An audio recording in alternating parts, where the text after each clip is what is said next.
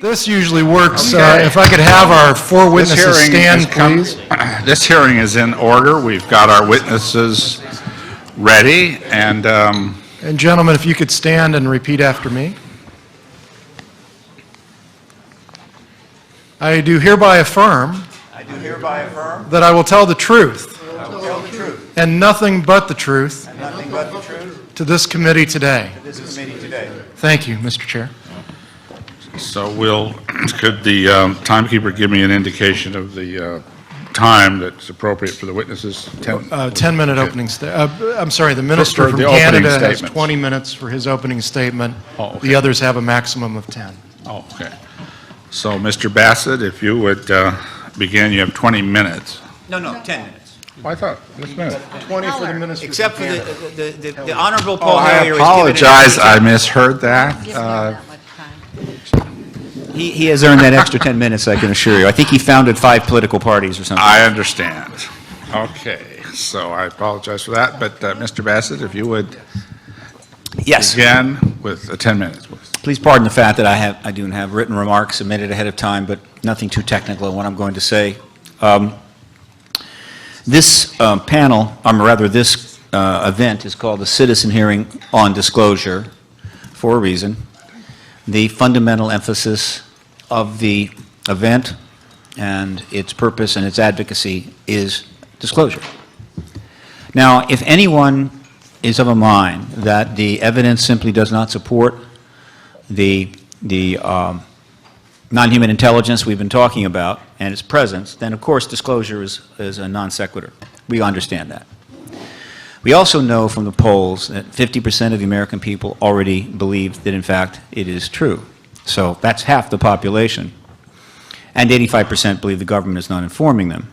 So whether it's big D disclosure, which is an event, or small d disclosure, which is more information coming from a government that is not believed, disclosure is the key here. The big D event, which is a big D disclosure event, is the goal of the advocacy. It's self-defined by the advocacy movement as only the formal acknowledgement of the extraterrestrial presence by governments, by heads of state. That's all it is. It could take 30 seconds, and that's it. It's done. It is not the unfolding of mass amounts of information. It's not the hauling of saucers out of deep underground facilities and the revealing of 60 years of data. No. It's just the acknowledgement that we are not alone.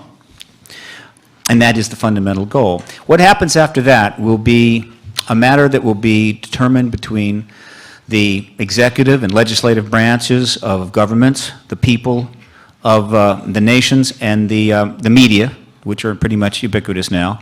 And those four will have a tug of war that will go on for months, years, to determine how much is learned and how soon.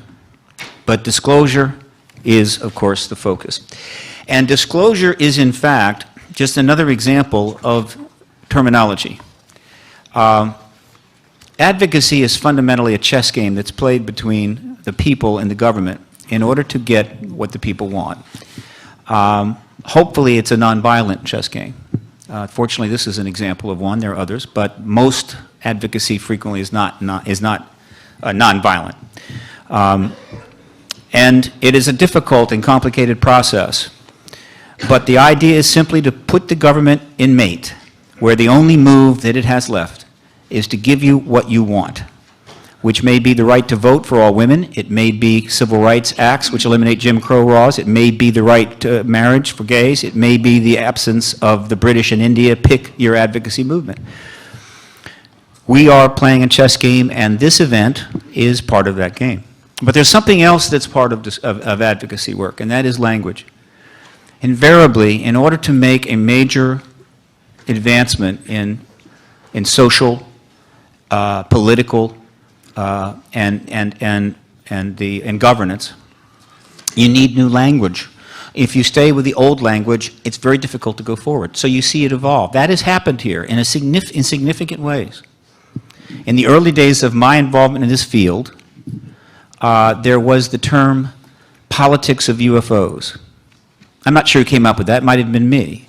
But essentially, it was the politicization of the issue. It was the engagement of the issue through political means as opposed to, quote, ufology, or the science. I didn't like that term for a number of reasons. not the least of which is the fact that it contained the acronym UFO. That terminology really goes back to the earliest days of the phenomena and the truth embargo, and was deeply encouraged by the government because it was a classic contradiction in terms. If all you're studying is unidentified flying objects, then you don't know what you're studying. And you could spend 100 years studying unidentified flying objects. If that's the name of what you're doing, then it's always unidentified, therefore you haven't accomplished anything. It's beautiful. It just keeps people going round and round. It is a truth embargo term. It had to go. Now, it's hung on pretty well. It won't go away easily. But clearly the advocacy movement is trying to replace that term, UFO, with extraterrestrial-related phenomena, which has a lot more syllables, I do agree. And UFO, well, it's like one of those molecules that has a little, hook on it that's just going to grab a chlorine molecule. UFO was going to grab LOGY. It had to, and so UFO became ufology, and ufology became the science of unidentified flying objects, which means you could be studying flocks of geese. So it had to go. We're trying to get rid of it. The politics of UFOs became something else. It became exopolitics. That is another term that's developed. Google it and see how many pages in the internet are devoted to exopolitics. It is a term that describes the political social engagement of this issue and all its history and implications. It's not about the science, it's about the political social implications and engagement and the government history and so forth, just like political science, exopolitical science. And there's another term that has emerged, which is, of course, truth embargo. The term previous to that was UFO cover-up. Now, I doubly dislike that because first it had the UFO in it again, and secondly, it had the term cover-up.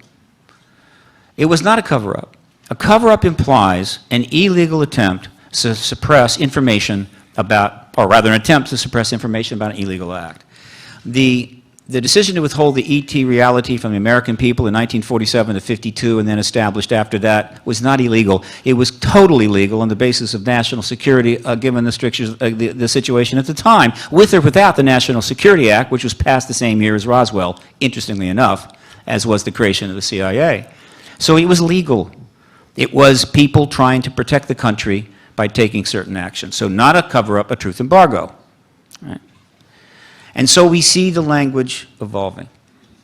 You will find that institutions and government and how would you say, the powers that be like to chain you to the old language because as long as you're there, it's very difficult to go forward. So the idea that this is the citizen hearing on disclosure is non-trivial. Disclosure is the focus. How we get there remains to be seen, but we're very close. And to give you an example of the kinds of things that are happening, something very significant is happening at this event. Wasn't predicted, wasn't expected, and wasn't demanded. The former members of Congress creating the citizen hearing have seen and heard quite a bit. They are highly intelligent, thoughtful people, so not surprisingly, they have become quite interested in where this might go. And as a result, due to a couple of meetings that were held, a decision was made that this event on Monday will issue a communique from the hearing committee, right, signed by them to initiate an action that could have significant consequences. And if I may, into the record, I would like to read that communique. This will go out Monday.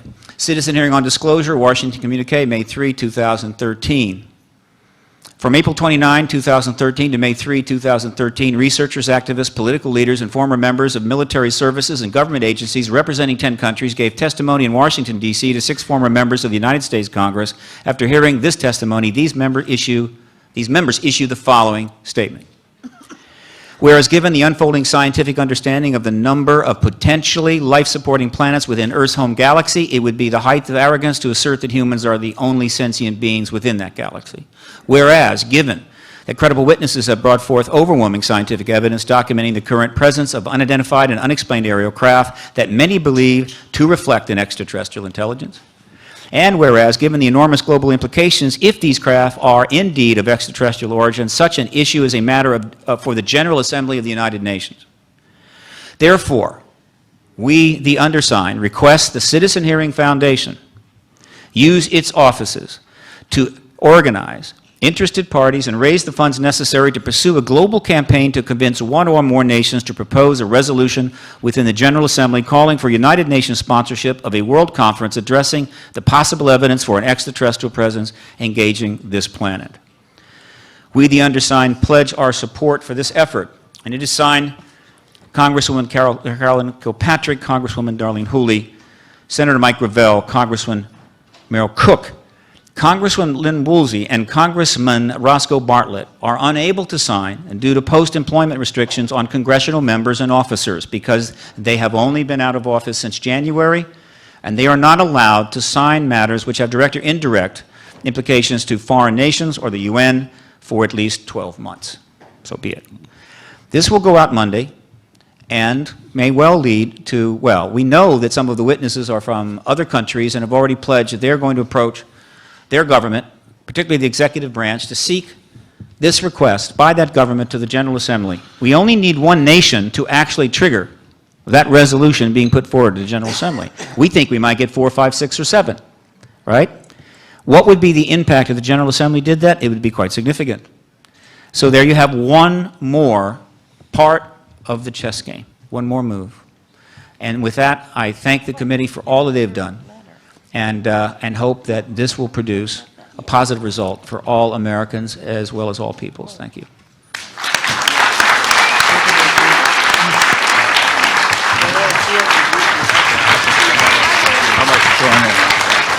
Come on.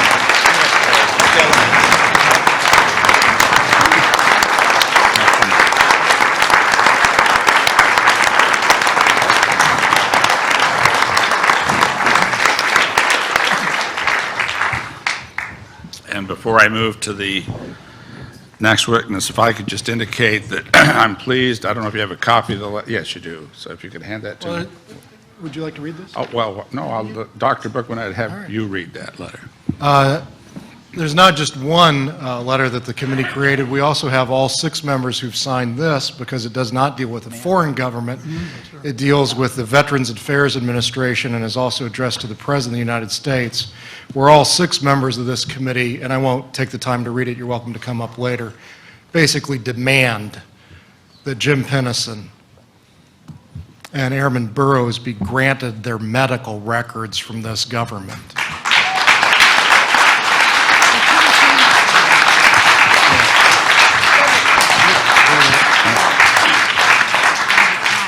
And just a point of personal privilege, if I can just say that beyond the obvious benefits to those 2 heroic former members of the United States Air Force,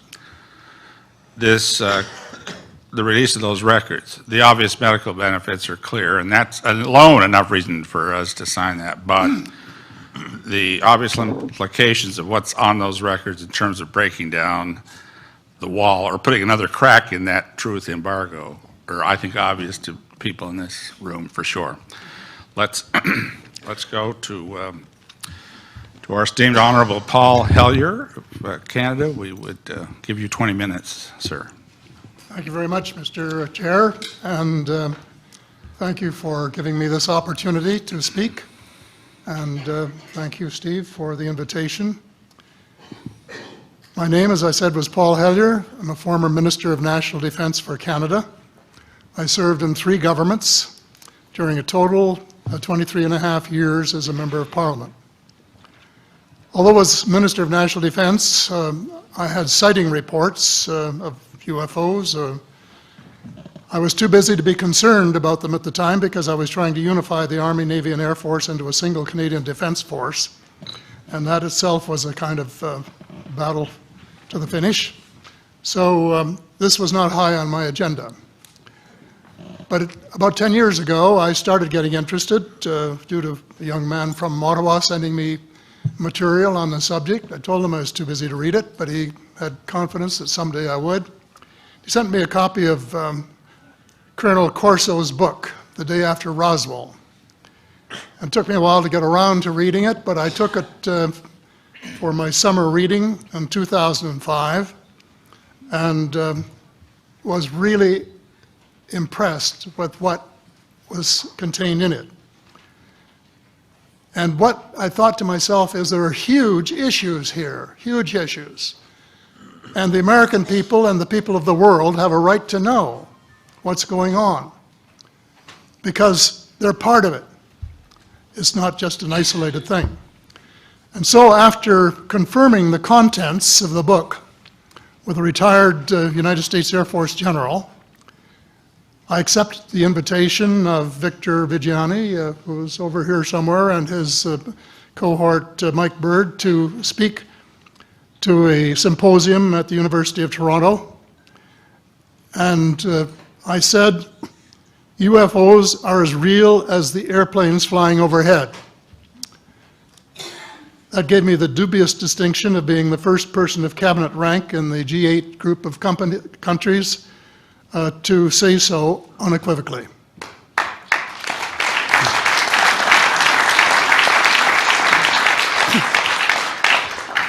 Since then, I've learned a lot from many sources, including a number of the fantastic witnesses that we have heard these last 4 days. They were so outstanding, I was just really blown away with them, the amount of information that was available. And I appreciate every single one of them.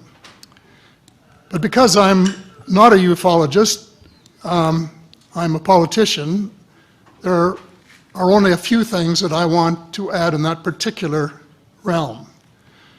First is that about in the 1960s sometime, there was a flotilla of UFOs headed south that crossed into NATO territory in Europe. And the commander-in-chief of the Supreme Allied headquarters in Europe was naturally very shaken. Fortunately, or maybe divine providence, before the panic button was pushed, the flotilla turned around and headed back north. Obviously, they had thought maybe they were Russian and they were very concerned about it. Anyway, an investigation was launched into this whole subject, and a document was prepared which concluded that at least 4 species had been visiting Earth for thousands of years. And this is my own view at this stage as well. So, except for that, there are just a couple of things that we've talked about that I'd like to refer to. And one was that we were referring to them as they until this morning when Linda Moulton Howe, I think she was the first one, actually named 3 different species. I have brought my latest book called Light at the End of the Tunnel, A Survival Plan for the Human Species, as an aide-memoire, and I name 5 different species here. I'm aware of more now. As a matter of fact, I saw a document just a few days ago that mentioned 20. And I think you, Mr. Chairman, were interested in some of the places they might come from. And I have in here Zeta Reticuli, R-E-T-I-C-U-L-I, Reticuli, the Pleiades, Orion, Andromeda, and the Altair star systems. So I don't think we can any more refer to them as they, because they're not an amorphous mass. They are different species and consequently may have different agendas. I don't think we can say that they all have the same agenda any more than we could say that the United States, China, and Russia had the same agenda. Our real interests may be very similar, but as of now, our perceived interests are still quite far apart. One more observation before I begin what I want to say, and that is that we spent quite a bit of time talking about the 66-year-old cadavers. And I was glad to have Linda this morning finally say that there are live ETs on Earth at this present time, and at least 2 of them probably working with the United States government. The other species that I learned about not too long ago was called the tall whites. And this is when Paula Harris broke the story just a few years ago. And through her good offices, I had the chance to talk for about 3 hours with former Airman Charles Hall and listen to this absolutely fascinating story of how he was working with, first of all, he was scared out of his skin, but after that, when he got to know them, how he was working with, and finally they became to trust each other and have a good working relationship with the tall whites at the gunnery range at Indian Springs in Nevada. And these tall whites were living on United States Air Force property and working in cooperation with the United States Air Force and sharing technology with them. He wrote a book, incidentally, called Millennial Hospitality. There are 4 different versions, but Paula says that Millennial Hospitality number 2 is the best. I think that's the one I read, and it's a very interesting read if you want to sort of get inside the problem of what it's like to bump into these people floating across the terrain in the desert. Well, enough on that for now. My interest is in full disclosure. And my only caveat is I think probably I would say 95 to 98% full disclosure. I know of 1 or 2 things that I'm not sure should be in the public domain, at least yet. They will be someday, I'm sure, but not maybe immediately. But just as children survive the idea of the tooth fairy and Santa Claus when they become adult, I think that tax-paying citizens are quite capable of accepting the new and broader reality that we live in a cosmos teeming with life of various sorts. The fact that some other civilizations are more advanced than we are may be humbling, but that could be a necessary step in our survival.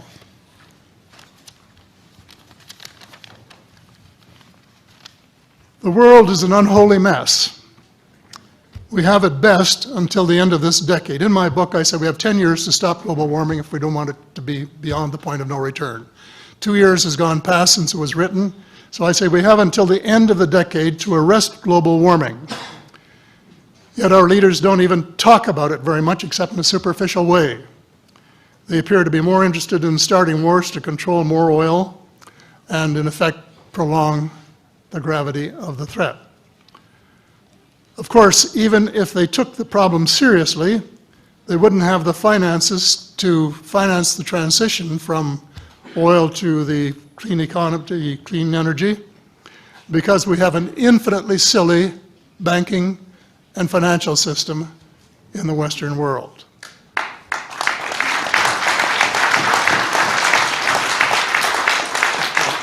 And the United States Congress, I regret to say, is partly responsible, and I'd be glad to elaborate on that later if you're interested. And finally, they need the technology for clean energy.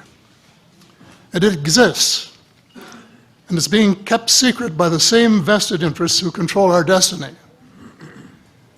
Who are these vested interests, and what are they up to?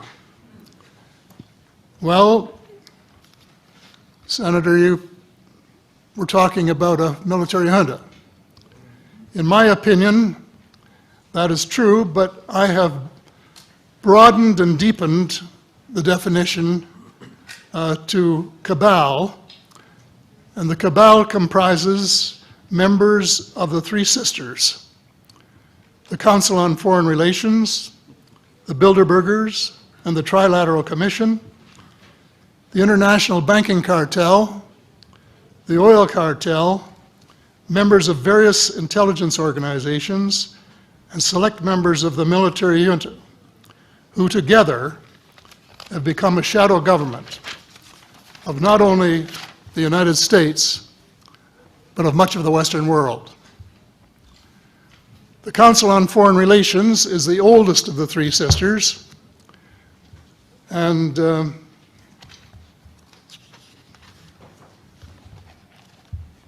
as early as October 1940, years before Germany surrendered to the Allied armies and to vaporize Hitler's vision of empire, the Council's Economic and Financial Group drafted a memorandum outlining a comprehensive policy quote, to set forth the political, military, territorial, and economic requirements of the United States in its potential leadership of the non-German world, including the United Kingdom itself, as well as the Western Hemisphere and the Far East.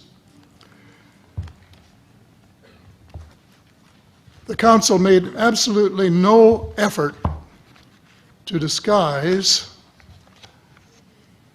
where's that? Right next page, yeah. The Council made no effort to disguise the fact that the purpose of the Grand Area and later world hegemony was to support an expanding U.S. economy, to provide it with raw materials and markets for its products. This was labeled the national interest, quote unquote. It was equally clear that the national interest was the interest of the ruling elite, whose members comprised the Council.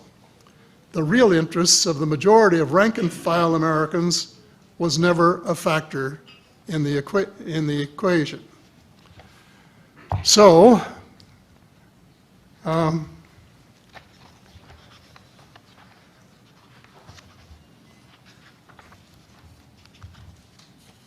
Mr. David Rockefeller, who was a member of all three of the sisters, is quoted as saying this at a meeting of the Bilderbergers in Europe.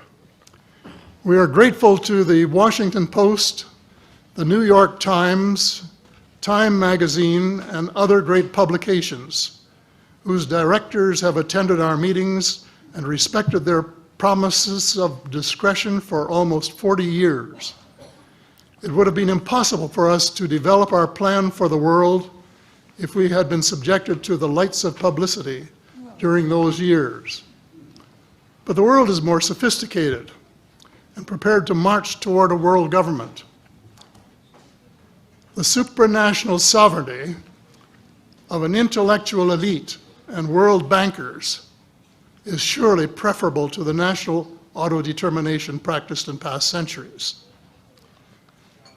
He, of course, pretended he didn't say that, but the witness this is reported by Daniel Estulin, a thoroughly reliable reporter who has written the true story of the Bilderberger Group. And if you want to really get inside of what's been going on there for this long time, that's a good place to go. So anyway, you hear what Mr. Rockefeller said, and so there you have it. The aim of the game is a world government comprising members of the cabal who are elected by no one and accountable to no one. And according to Mr. Rockefeller, the plan is well advanced. Does this help you to understand why our civil rights are being taken away from us? I say us, because Canada too is included in the grand plan. A giant leap in the wrong direction followed the end of the Cold War.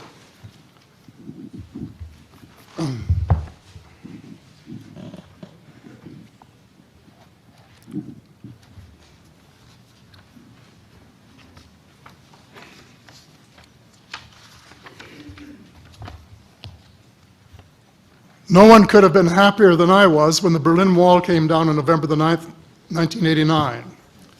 The elation on our side of the curtain was near universal, and very significant on the other side as one country after another regained its freedom.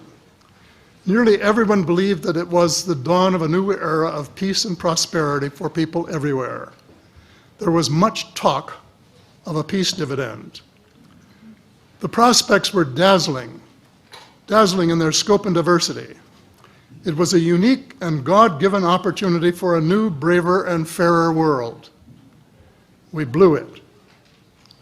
We blew the chance of a lifetime to do good things. A small group of zealots undermined our golden opportunity to pursue peace, not war, and little did we dream that they had a vastly different vision of the new world order. Their plan, which is now commonly known as the Project for a New American Century, included preventive wars, in clear violation of international law, regime change wherever and whenever the U.S. desires, and if they can get away with it without excessive casualties, and the establishment of a kind of economic and cultural hegemony with America acting as constabulary, quote unquote. That was their word, globally. This was to be accomplished without authority of the United Nations and without the restraint of existing international treaties. It would involve a military buildup unprecedented in peacetime history and could trigger an arms race, which is precisely the opposite of the peace dividend that the world had rightly looked forward to. The Machiavellian scheme involved secret police, the curtailment of civil liberties in defiance of the U.S. Constitution, and a moribund economy operating way below its potential. Exactly those features for which the Soviet Union was held in contempt. The initial draft of the document was so controversial when it was leaked to the New York Times that it had to be rewritten, but it was not changed very much, just the cosmetics, enough to make it politically acceptable. So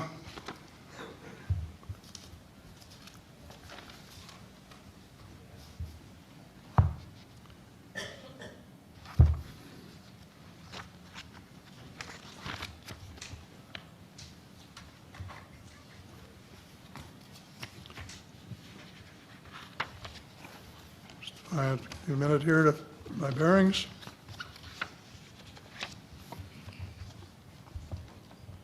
The document said this: well, it may have been easy to persuade President Bush to abandon his stated policy of not getting America more deeply involved in international affairs, but persuading the American people would be more difficult. Sophisticated Americans would question such a giant sea change in policy. The authors of Rebuilding America's Defenses, Strategy, Forces, and Resources for a New Century recognized this difficulty from the outset because their document contained the following sentence. Further, I'm quoting, further, the process of transformation, even if it brings revolutionary changes, is likely to be a long one, absent some catastrophic and catalyzing event, like a new Pearl Harbor. Well, it wasn't too long before they got their catastrophic and catalyzing event. Terrorists struck the World Trade Center in New York and the Pentagon in Washington on September the 11th, 2011. And incidentally, they have removed the sentence about Pearl Harbor in the document that you could now get if you went to the internet to find it. Almost the whole world mourned. Canada mourned. The overwhelming majority of Muslims condemned the treacherous attacks. My sympathy for the friends and families of the injured and dead was genuine and unwavering to this day. My sympathy for the U.S. government began to grow a bit thin, however, when I heard President Bush cite the reasons for the attack. And I quote, "Why do they hate us?" he asked rhetorically in an address to the Congress. They hate what they see right here in this chamber, democratically elected government. Their leaders are self-appointed. They hate our freedoms, our freedom of religion, our freedom of speech, our freedom to vote and assemble and disagree with each other. I felt sad when I heard the President's word. I assumed that he believed what he was saying. But if that were true, he was profoundly ignorant of the real thoughts and feelings of people in other parts of the world. If he wanted to hear the truth, he should have listened to Osama bin Laden, who was well informed concerning the origins of the kind of fanatical hatred of the United States, which has led to such treachery. This is his version of events. Every Muslim must rise to defend his religion.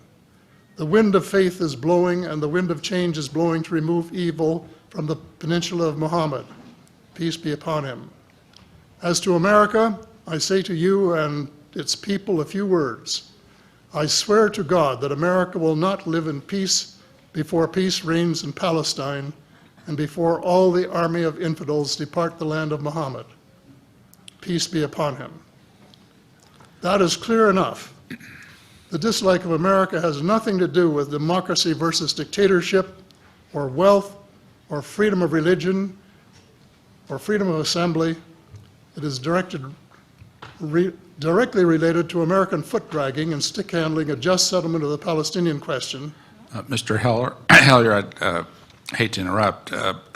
Time has expired, but I'm very happy if the panel has no objection to allow another minute or two to finish your statement. How much time do you think you need to finish it? I think probably somewhere between 1 and 5 minutes, most. I think we'll give you 2 minutes to finish your statement, as much as I'd like to grant more. Thank you.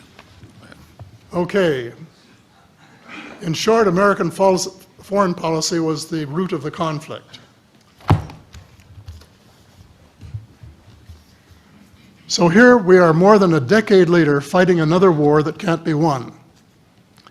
There is no country on earth powerful enough to protect its citizens against fanatical hate, as we learned from the Boston Marathon. And the mere attempt to pursue the impossible pits neighbor against neighbor and the state power structure against everyone. All of the freedoms won by the millions of men and women who fought and died in World War II are being flushed unceremoniously down the drain. The only hope of peace is a negotiated settlement. This will require a paradigm shift in American attitudes. It involves a de facto renunciation of the plan for a new American energy and the adoption of a pledge of cooperation with all humankind to build the kind of world which we are collectively capable of. Young people everywhere need to be challenged by a noble cause. They need to be involved in arresting global warming, creating a banking system that is just and sustainable, and lead the way in the transformation to the new reality that we have to live in harmony with our celestial neighbors, as well as seeking peace on earth. In a word, we have to become spiritual beings and practice the one tenet that the world's major religions have in common, and that is the Golden Rule. In this field, too, and I just want to read one paragraph at this time, if you'll allow me, Mr. Chair. Well, we will allow that, but there's only about 30 seconds, so I hope you can conclude it with that statement. Fast. Thank you. This is from the late Dr. John Mack, an American secular Jewish psychiatrist who became a world leader in interviewing abductees, or experiencers, as he called them, came to this conclusion in a startling book, Passport to the Cosmos. Quote, although the aliens are not themselves gods, their behavior is sometimes anything but godlike. Abductees consistently report that the beings seem closer to the Godhead than we are, acting as messengers, guardian spirits, or angels, intermediaries between us and the divine source. Thank you. Thank you very much.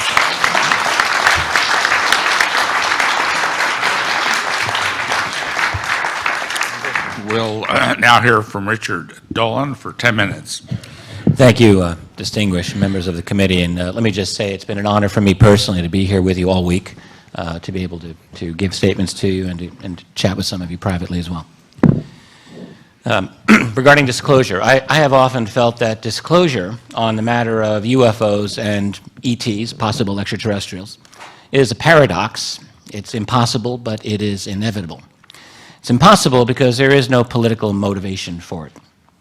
It's inevitable, however, because our leaders are not the only factor in this equation. There are other beings, after all, but mainly, I would say, there's us, the people, who are going through this greatest social, cultural, and especially technological transformation in the history of humanity.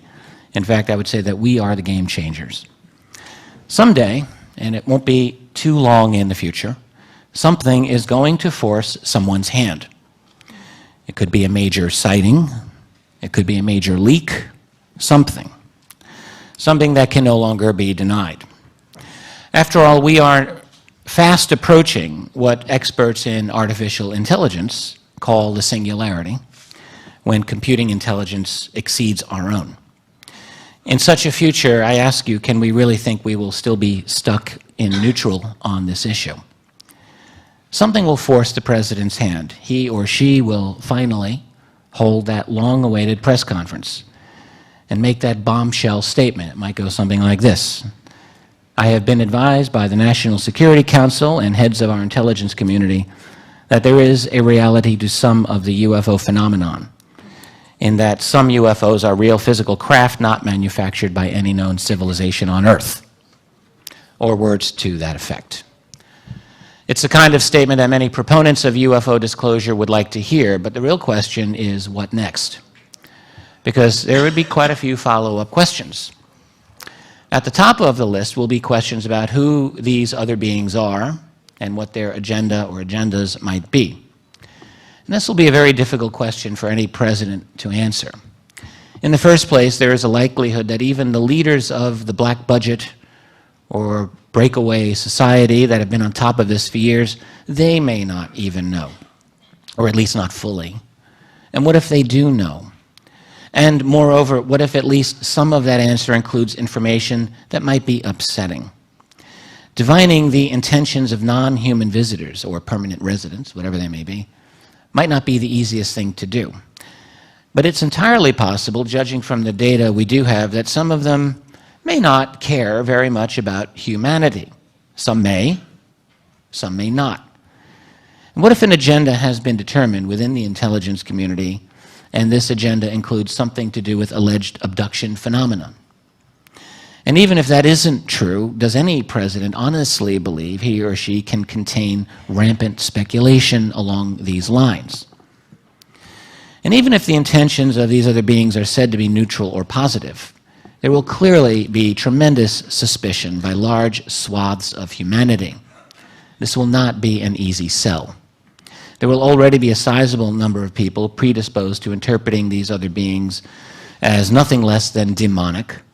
Short of bringing one of these entities to a podium and subjecting it to hours and days and weeks of questions by an insatiable public, it's very likely that any moment of disclosure will not satisfy the public the way it would like to be regarding alien motivations.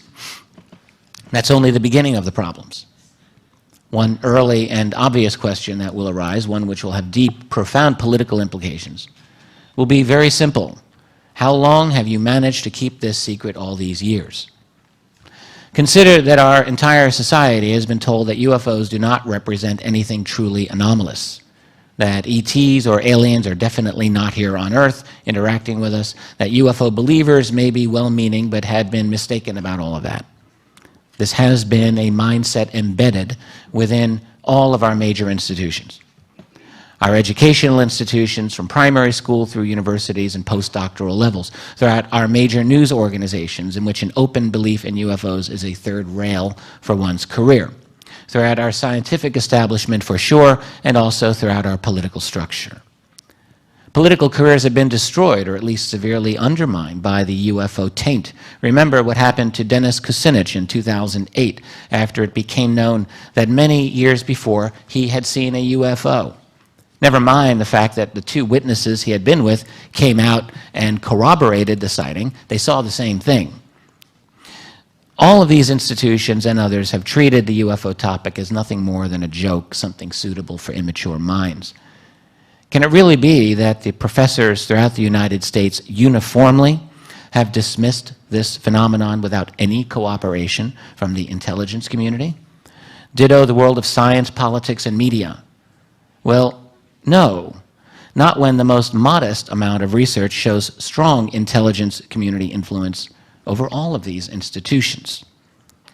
In other words, people will see very clearly that the national security apparatus has created a global culture that has suffocated the truth. Researchers will begin to investigate in a serious way just how these relationships have undermined the credibility of all those institutions and undermined our apprehension of truth. The result will be a major cultural and institutional house cleaning, but it won't stop there. Citizens will naturally want to know specifics about the structure of secrecy itself. That is, they will want to know, if the US president has been out of the loop all these years, as it seems, then who exactly has been in the loop? Who has been running the UFO cover-up? With due respect to Stephen Bassett, that's the phrase that I do use. If the answer is anything along the lines of my own research so far, it will show that the cover-up has long ago gravitated away from formal presidential authority into international and private hands. It's not that the U.S. president is a non-player in all of this, but rather is more like the public face of the true power elite that stands behind. We all, I think, have come to understand this when it comes to power in general, and this will likely be the case when we begin a sophisticated analysis of UFO secrecy. In other words, the moment of disclosure will trigger an intellectual revolution worldwide relating to the true structure of power on planet Earth. It will be a moment in which the world sees and acknowledges that the emperor has been wearing nothing at all. The political fallout will be tremendous, and a great battle will develop within the first year of disclosure.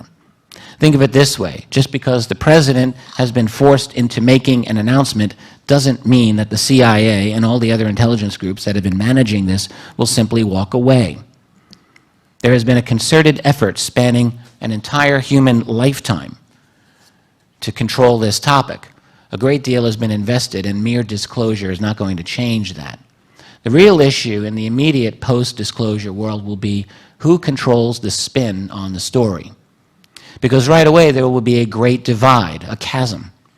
Once this topic is available for open discussion, you can be sure that people around the world will be demanding answers. You can be just as sure that on the other side of the fence, information will be handed out as sparingly as possible. Government spin doctors will be out in great numbers trying to control the situation according to national security policy, although this time independent UFO searchers may get a public hearing that they hadn't gotten before.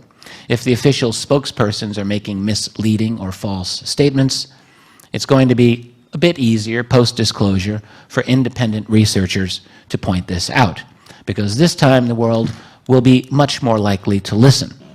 And there will be many, many more investigators into this topic after disclosure than there are today. How all that will turn out, only time will tell.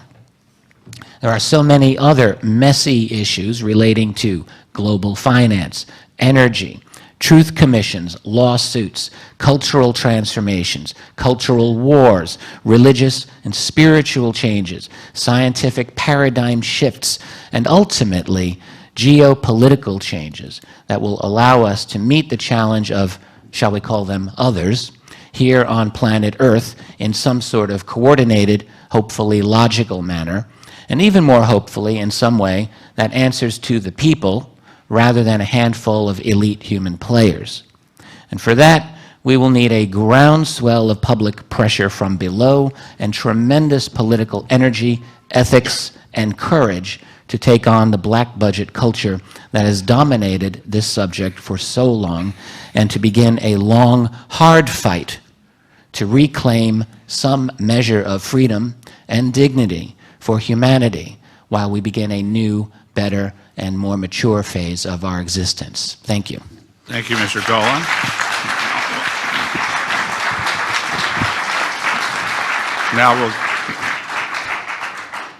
Now we'll go to our next witness, Daniel Sheehan, for 10 minutes. Good afternoon.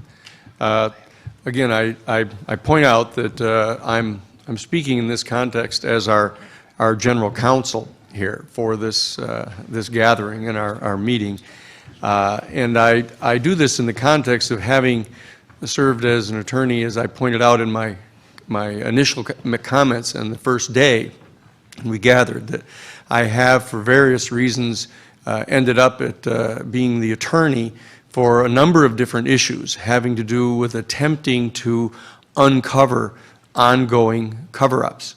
From the time that I served as one of the attorneys for the New York Times in the Pentagon Papers case, having seen the 47 volumes of the concealment of a policy that was completely contrary to what was being publicly professed and told to the Congress, in fact.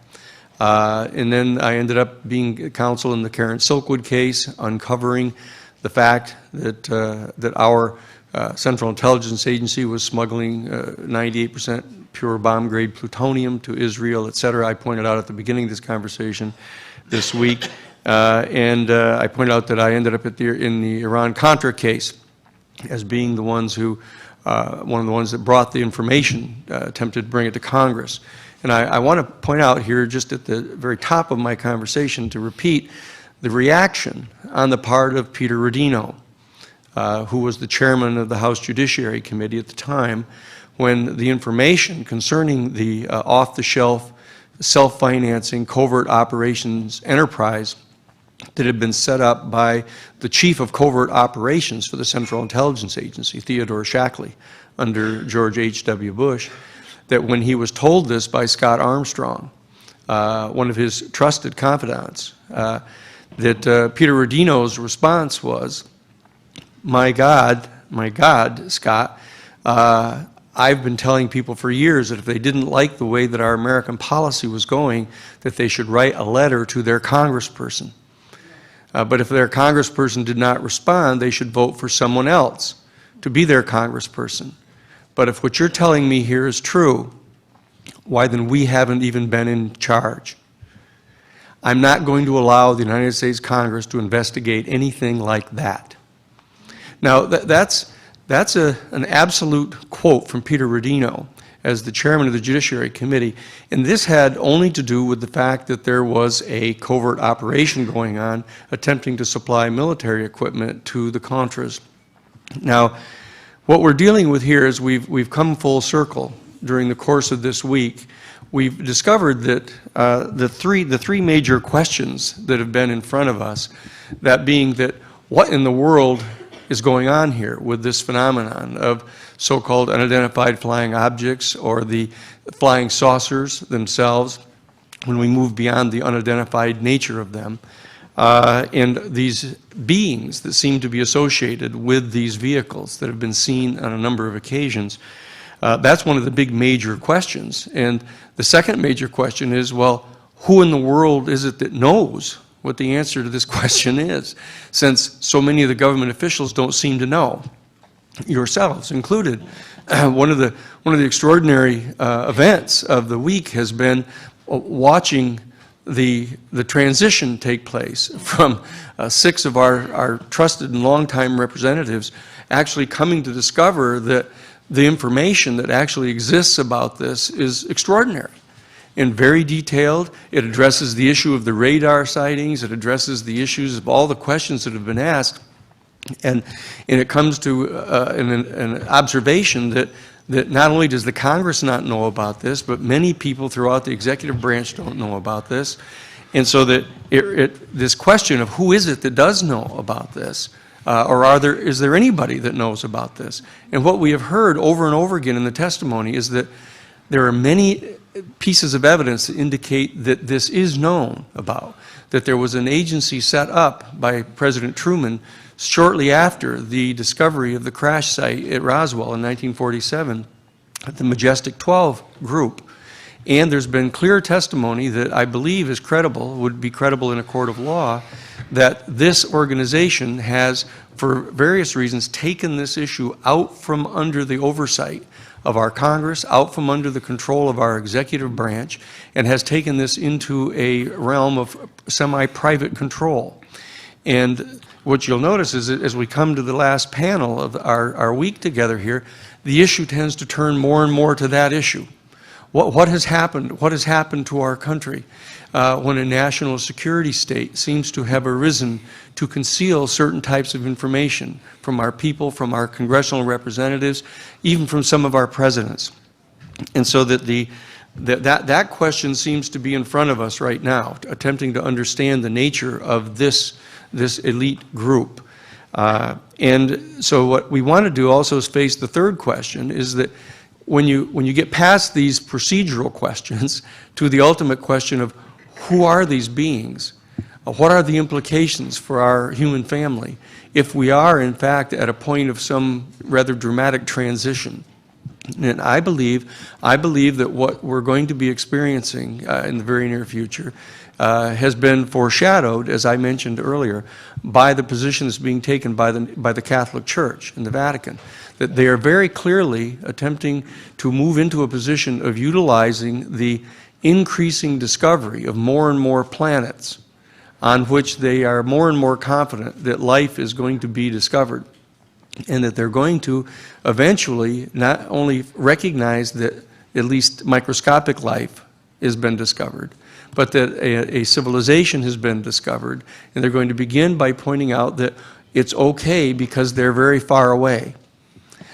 We've discovered them, we've found the information, but they're very far away, and they're going to engage in a process of feathering this consciousness into our people, and that they're only then going to point out that this civilization seems to be a highly developed technological civilization, and we will then reveal the existence of communication mechanisms that we have developed, whereby we can have a longer range diplomatic type of negotiation with this civilization. And they're going to say, let's not turn to the past. Let's not reflect upon all this information and evidence that's been around for a long time, that they seem to be here. We've known about it. There's been concealment about this. There may be concealment of certain technology that they've made, we had available to us. Just as was said by the Obama administration, let's not look back at George W. Bush's administration. Let's not review the question of the torture and the lying to the Congress of the United States to get us involved in this. Let's not do that. Let's look forward and be constructive. That's how we're all trained. And what I'm saying is that I think we've come to try to share some of that consciousness here this week. What can we do to look forward to this? And that's why the resolution that's been put forth here to try to reach out and have a set of conferences sponsored by the United Nations General Assembly, start to reveal this information so we can participate in this, to avoid a dialectical confrontation between the people of our country and this national security state apparatus, some of the details of which have been pointed out here in our final panel. And I share in that wish to have this done constructively and peacefully, and I believe that we can do that. And I believe that you, as former members of Congress, recently retired, the reality is that if the 6 of you go and sit down with various people in Congress, not to expect that they're going to change overnight and say, oh, look, let's have a hearing on this and expose it to our people. But the fact that you have come to discover just this week so much more than you ever knew was going on, that you are experts at trying to share this information with people in your regions of the country. And we have from all different parts of the country, from Alaska to California to other states of our country, right, in the south of our country and in the Midwest of our country. We can, if you will reach out and try to talk with your people in your own districts about this issue, to take upon yourself that risk of the potential ridicule, the potential criticism. The question you've been asking yourself, all of you, what am I going to do now? What am I going to do now that I have left the Congress? Am I going to continue to represent the people in my district? Am I going to attempt to educate them? Because if you have come to the same conclusion that I came to when I was given the privilege of representing Dr. John Mack, if you've come to the same conclusion that I have, this is one of the most important issues that you've ever encountered in your life. And you are the most skilled people to go and share this with your own constituency and reach out and help us. Okay, thank That's you. what we're asking for you to do. Thank you for your statement, Mr. Shan.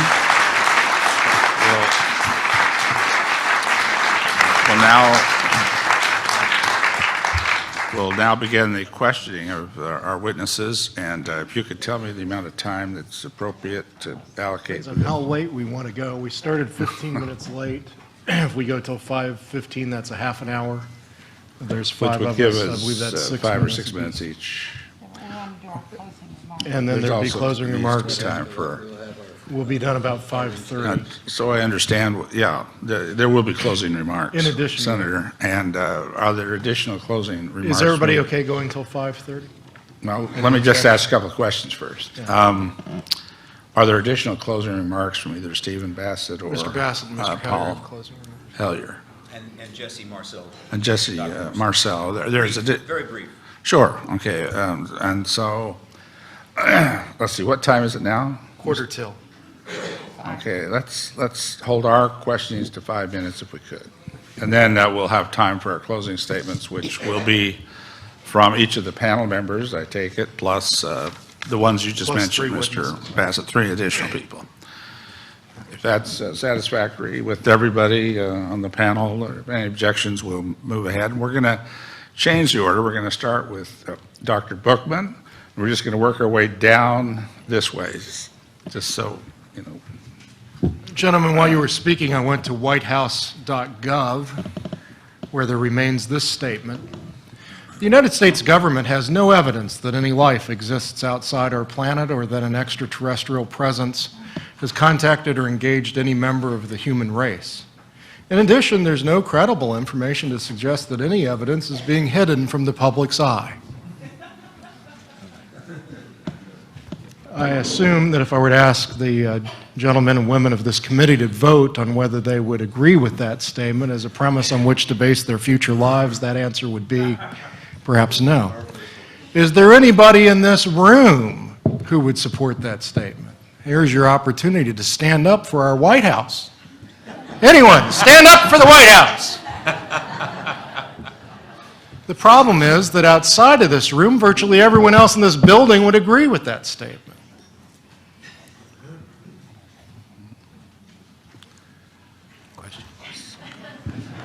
I'd like to have a moment of silence for the end of what was once a compound constitutional republic by, of, and for the people. It has died. It's gone.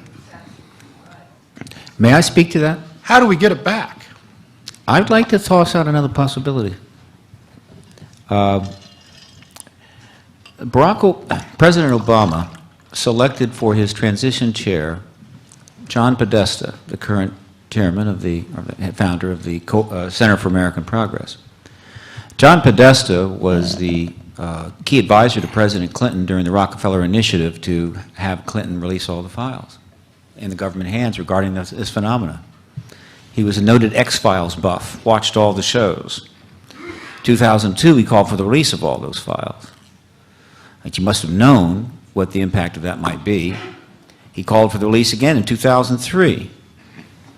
And then President Obama appointed him the chair of his transition team. And of course, he was, by the way, when they released the logs of the visitors, I think it was the first 90 days of visitors, he was the most present visitor to the White House in the first 90 days. I'd like to suggest another possibility. Purely speculation. I'll give you understand? 1 minute, Thank and then you. I have another question. Okay. I think that President Obama is well aware there's an extraterrestrial presence. Admitted he was probably tipped off by John Podesta. But he can't do anything about it. And so when we successfully petitioned the White House and they had to respond, it's possible that they gave such a rigid, fixed, almost indefensible position, not because they're ignorant, but because that was the best they could do to help us out, as opposed to a wishy-washy statement they could have danced around. And by giving us such a fixed position like that, we can pound, we could break it, and if we break it, we break the truth embargo. So it's just possible that the opposite interpretation is that this is an administration trying to help us reach in to help them. I just throw that out because these things are so much more complicated than you might think.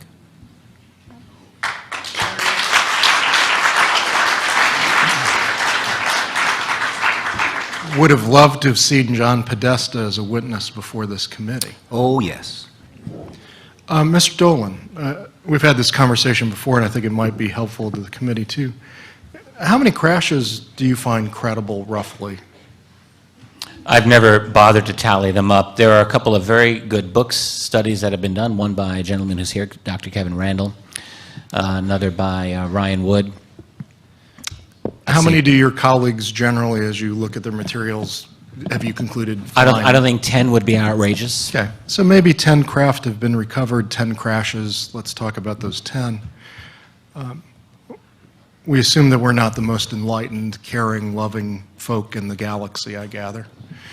Is there any evidence that the colleagues of these crashed extraterrestrials have come looking for them or attempted to recover their crashed technology, or their brothers and sisters who might have been held in captivity, no matter how comfortable here? Well, all we're dealing with are leaks and more leaks and stories and claims.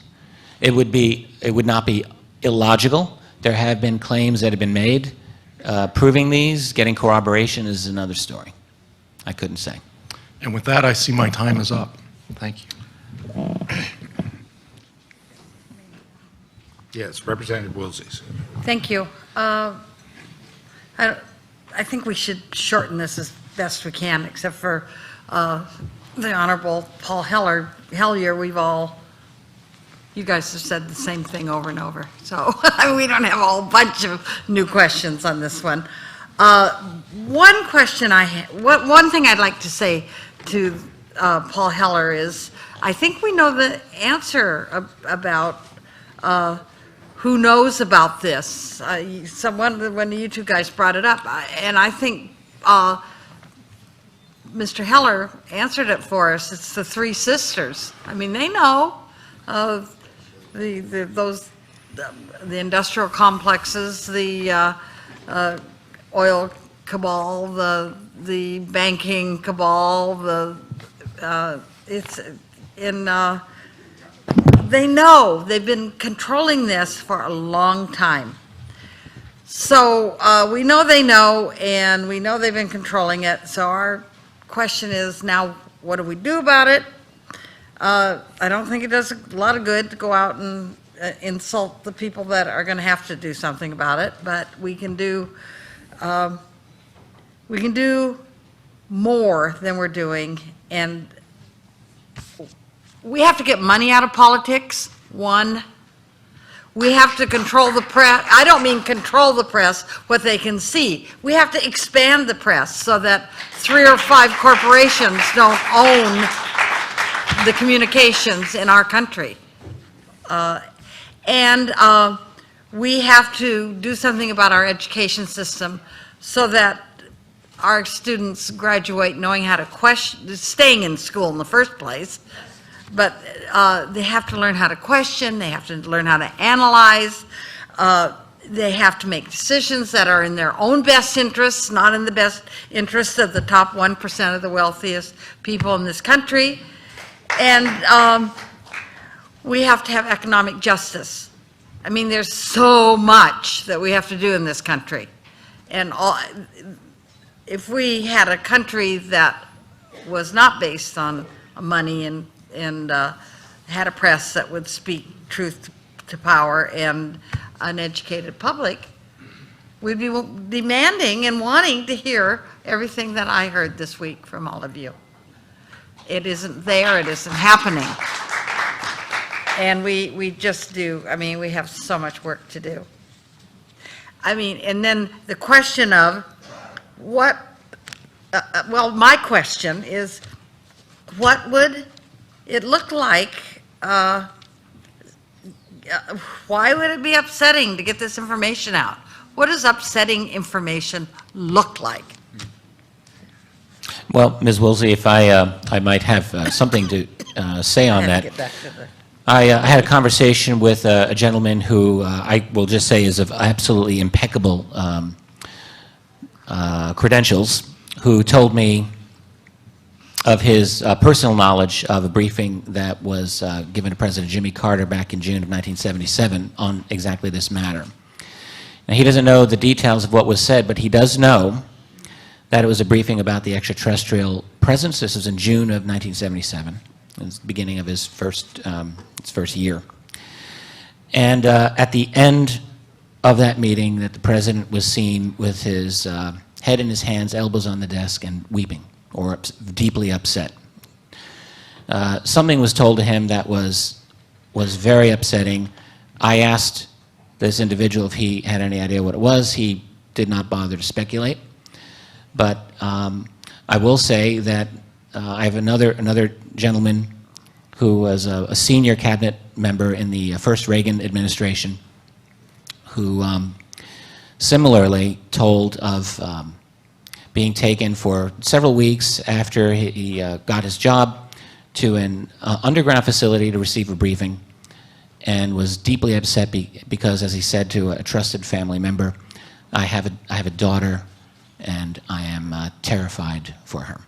So there's something going on in which this phenomenon is either threatening, or we might speculate beyond the control of the political powers that are officially supposed to be representing us.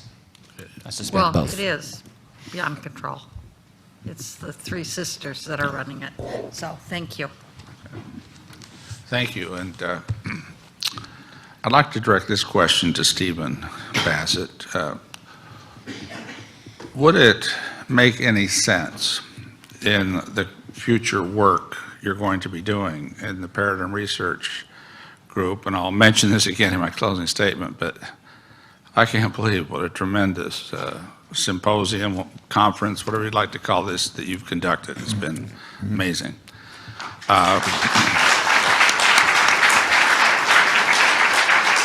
The public, the problems with whether it's media, government, we've talked about a lot of those, but could we overcome some of the difficulty with the general public's understanding by focusing, say, initially on the absolute certainty of the unidentified flying object? Do you get what I'm trying to say? Because when we focus on the certainty that there are things out there that our government, that the British government, plus all the people that have not, that are attending this conference have witnessed as far as this aspect. Now, I know this may be going against what you had said, but I want to get this, a total understanding.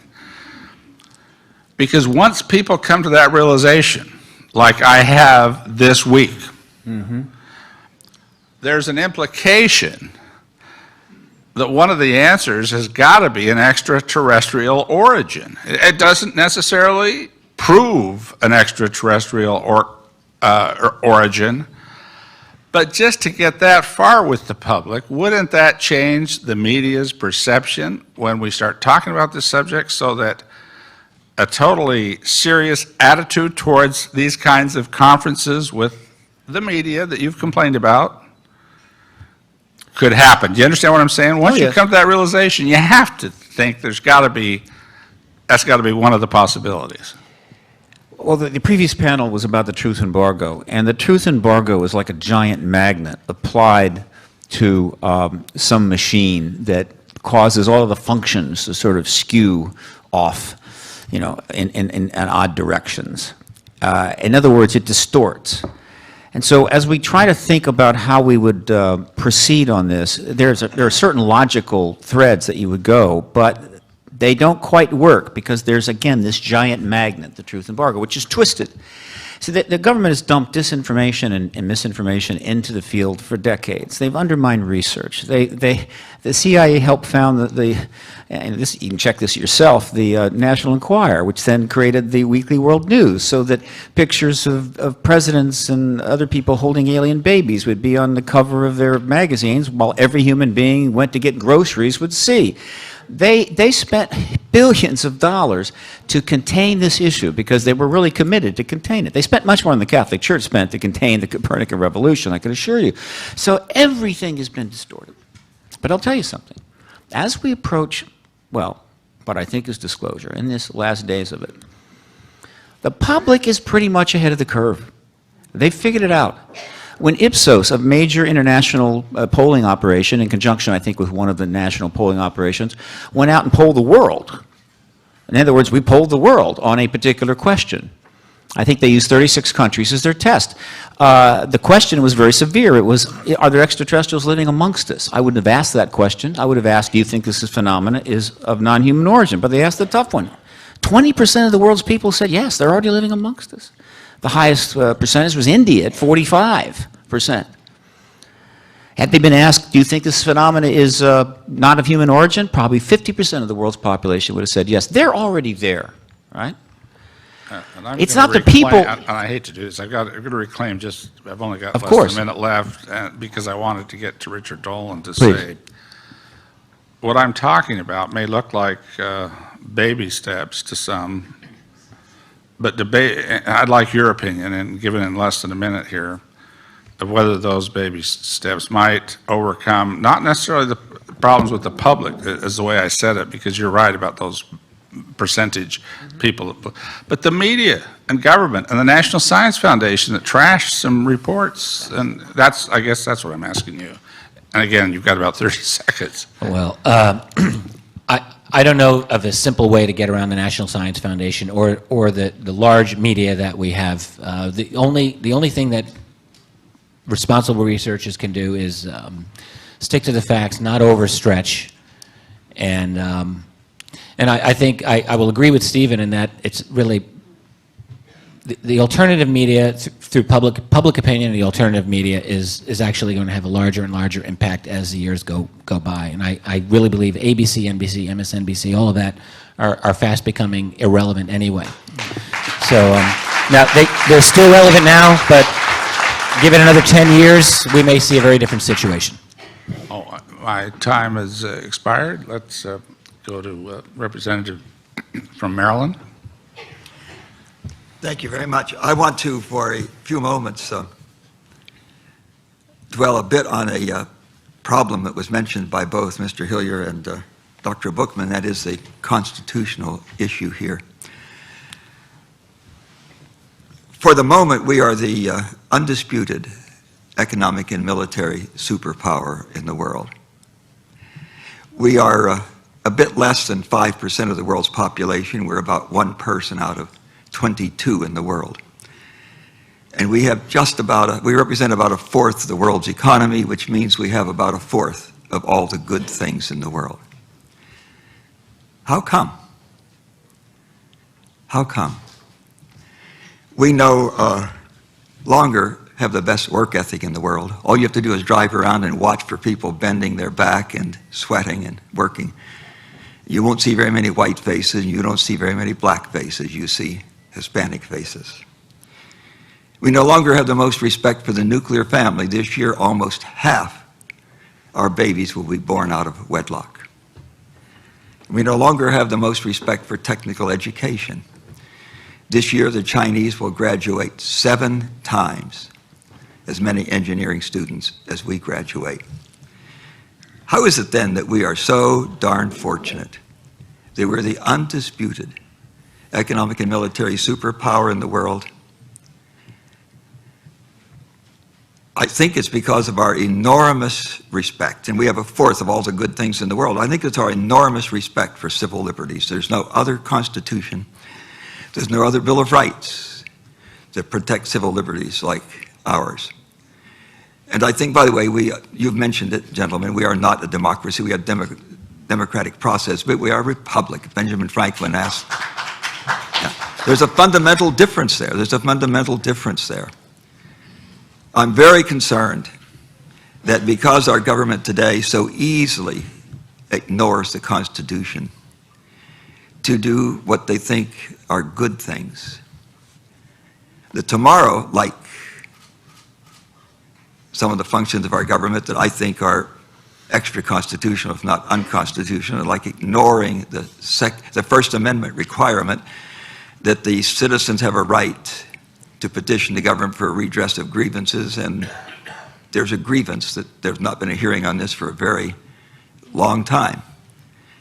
If the government can ignore the Constitution to do good things today, tomorrow they can ignore the Constitution to do bad things. Other countries have done it. When my ex-chief of staff, who is now my colleague, called me and asked me if I was interested to do this and warned me that there was a big probability that a lot of people would relegate me to the lunatic fringe for coming here, I told her that the primary reason that I would come was that there's a serious constitutional issue here. The citizens have a right for their government to tell them what's going on here. And I want to thank both of you for bringing up this constitutional issue, because I think it is a very serious one. A government which ignores the Constitution to do good things today, what they think are good things today, can ignore the Constitution to do bad things tomorrow, because they will rationalize that they are good things tomorrow. So thank you very much for your shared concern of this issue. Now yield back.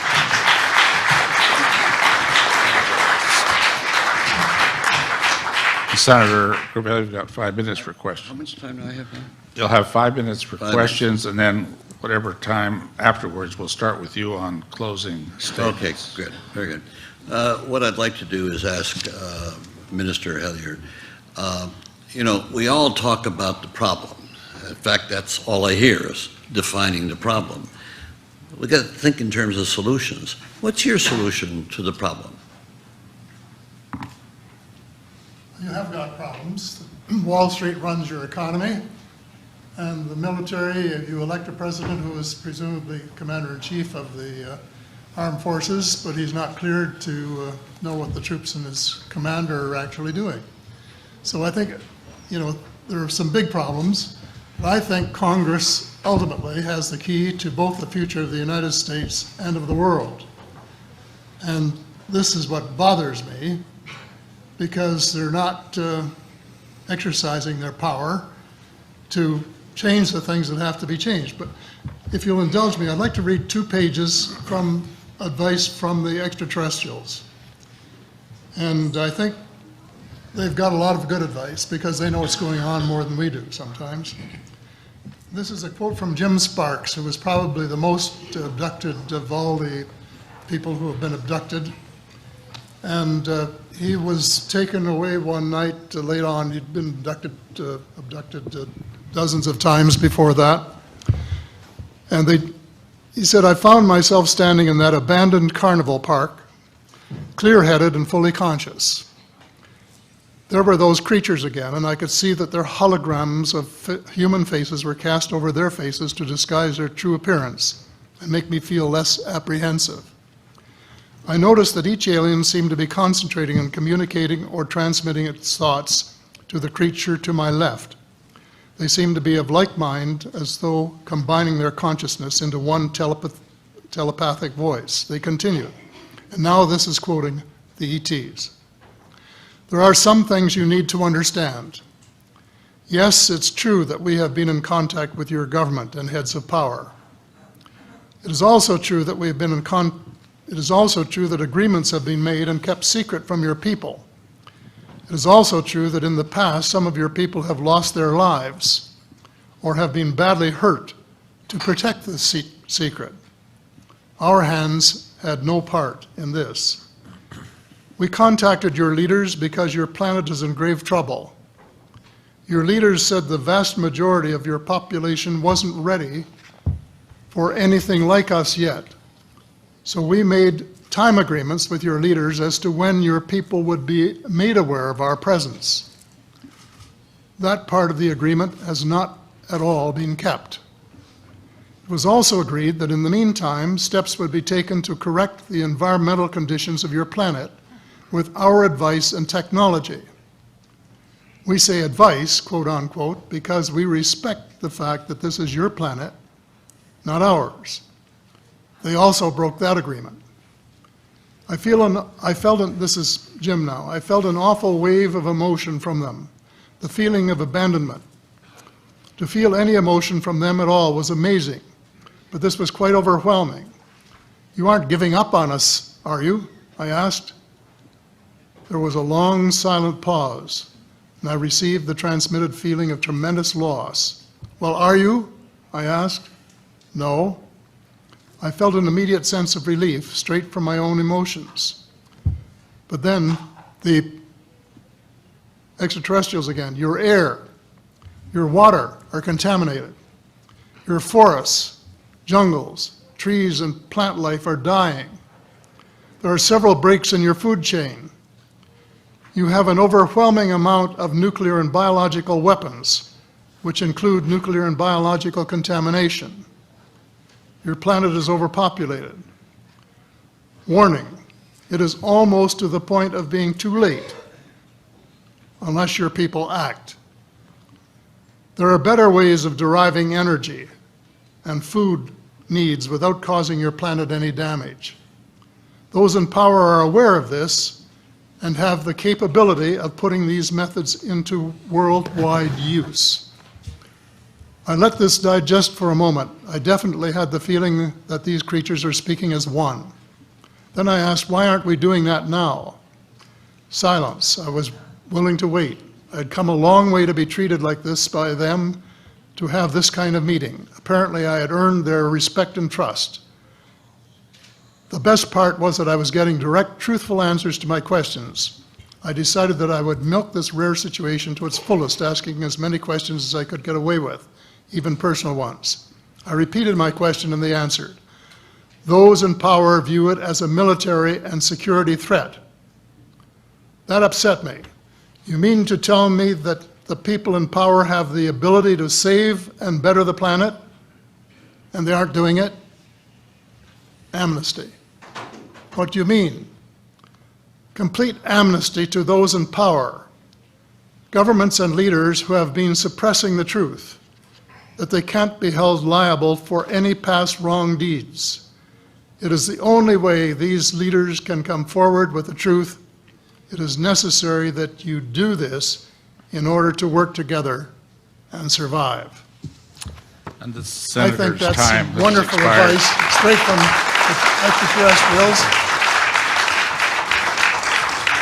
I think Congress should exercise its power, and I know that they'd get some job owning, but they have the ultimate power.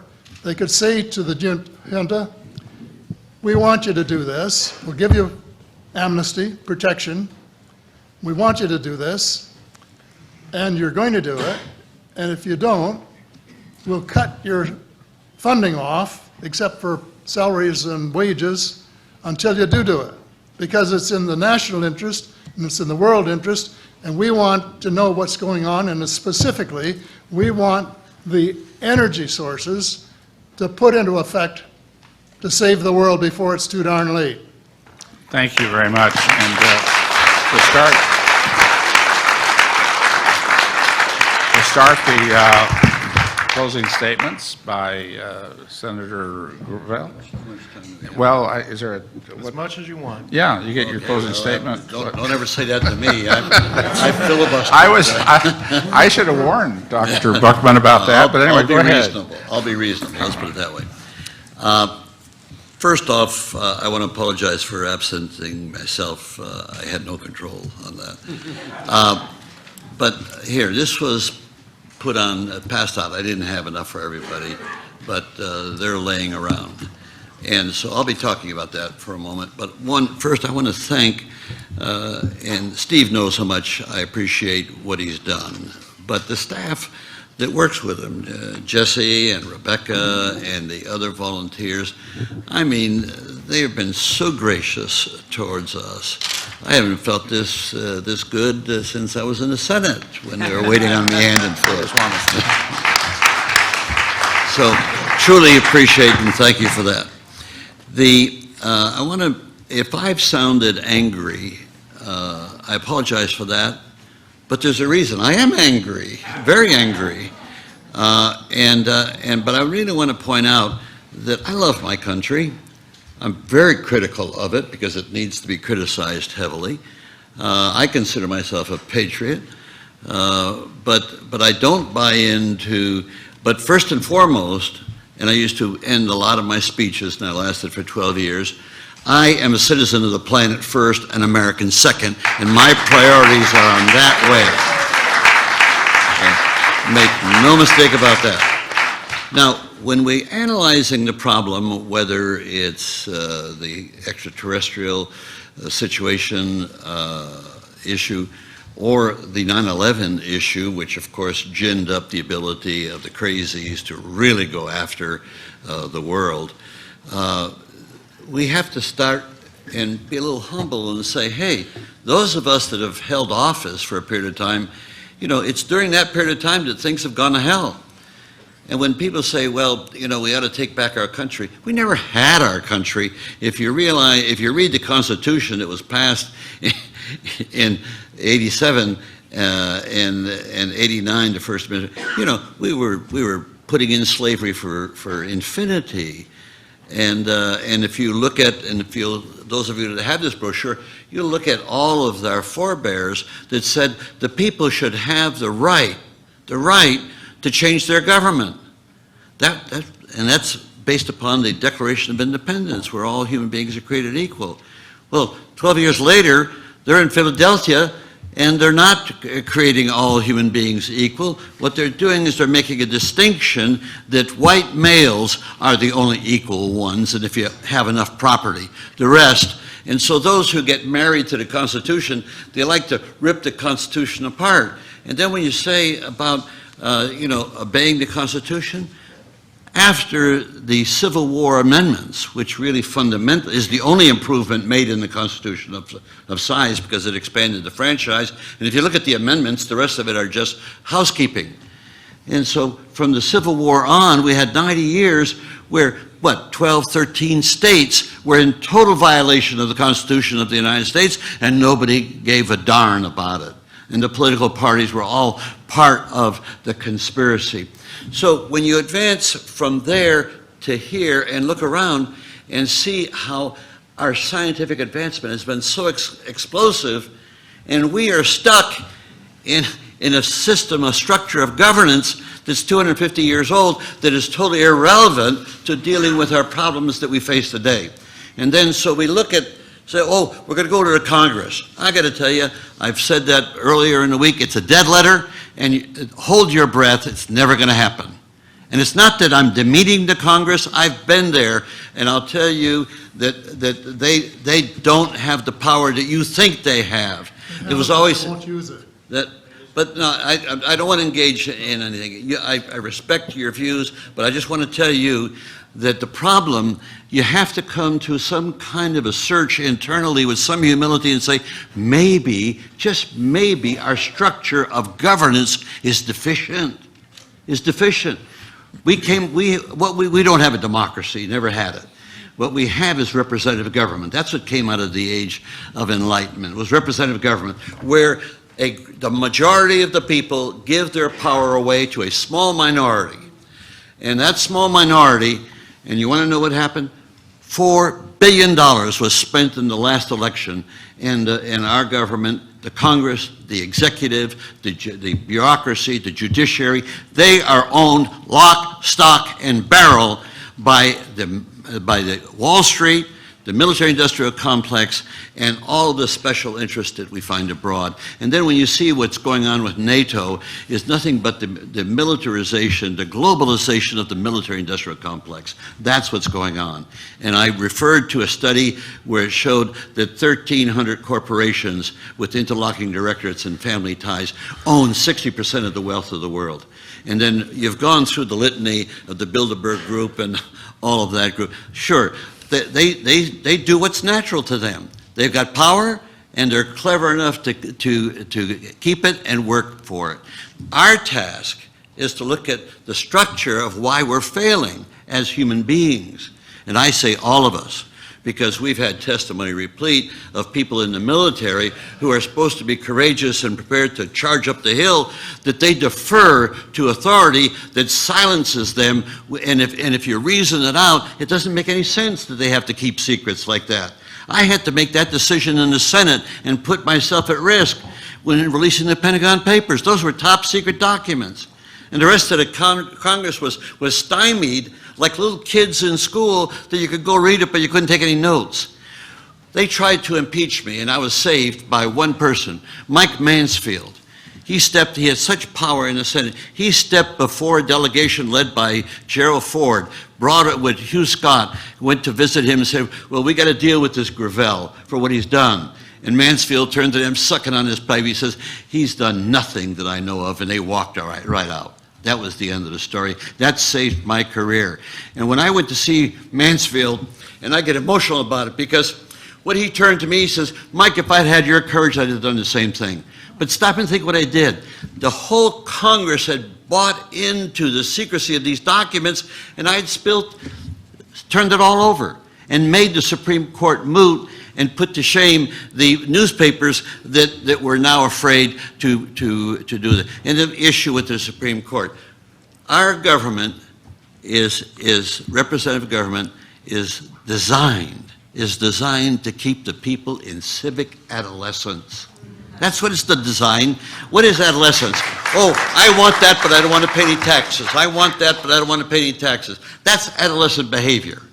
Now, how do we bring the people to adulthood, civic adulthood? How do we do it the way we bring our children up? We give our children responsibility as they age, and then they come to adulthood. So it's taking responsibility. But when you have a structure of government that doesn't permit the people to take responsibility, you guarantee the continuation of civic adolescence. And so what I've tried to do with this work, and this represents the last 25 years of my public life, and it'll continue until the day I die, and that is that the answer is the people. It's not your leaders. Don't trust your leaders. It's the people. There's only two venues for change. One is the government, wherein structurally the problem exists, and the other is the people. The government won't, but the people can't, because they give their power away. I'll close on one quote which says it all, and that is very simple. It's a quote from 2,000 years ago. Marcus Cicero defined freedom as participation in power. You will never see fundamental change in our society or global society until the power can be relegated to the people directly. It's just that simple. I make that as a prediction. I've resigned myself that I'll keep working, but I won't see this in my lifetime. Won't see it in my lifetime. But someday, people are going to wake up and say, hey, you know, what's so worrisome about empowering the people to be able to do what? When Cicero says freedom is power, is participation in power, what is the central power of all governments, whether tyrannies or democracy, well, republics? It's the ability to make laws that stand outside of ourselves and that we're supposed to obey them. At this point in time, only representatives make laws, and these representatives de facto are controlled by these forces beyond our control because they control society. So the answer is to find a way to empower people to be able to make laws. Therefore, they will have the power to, one, to do away with the secrecy in government. Does it surprise you that 50% of the people don't even care about government? And this is not Einstein's theory. Well, it is Einstein's theory, and that was, he said that to repeat over and over again something that doesn't work is the definition of insanity. That's a great theory. So we vote for Democrats, nothing really happens. We vote for Republicans, nothing really happens. We go to Britain, we see one government, that government, nothing really happens to advance the needs of the human race. And so you can only come to one conclusion, that the answer is not with the elites, because they're going to, and they manipulate our elections. Mind you, I raise money from special sources to run for office, and I manipulate my constituency. I do that, and I'm sure any successful politician has done that, is to manipulate the constituency for your thinking. And to think that we in elective office want a turnout of voters, hell no. We want a turnout of our voters, not the general voters. So the whole structure of representative government is very deficient. So let me lead with this, that I have personally unreserved faith in the people. And if you don't have faith in the people, what do you have faith in? The leaders? And that's exactly where we're at today. And so if you want to see this issue of being able to maturely, and I don't think we have close to the maturity to deal with the extraterrestrials. And we don't have the, now, we're told, and I'll accept that we have the scientific ability to send ET home. Well, it's being sequestered away from the people, and that's a tragedy, because there's a lot more out there that could benefit the human race, but we can't get our hands on it because we don't have the structure of governance to be able to go at it. And so let me close on it. If those of you that don't have this, you can go to our website, National Citizens Initiative for Democracy, and that's hopefully. It won't succeed in my lifetime, but it is my contribution and a legacy. Forget the Pentagon Papers, forget the nuclear critique, forget the end of the draft. This is the contribution that I think is worthwhile, and I won't live to see it. Thank you very much.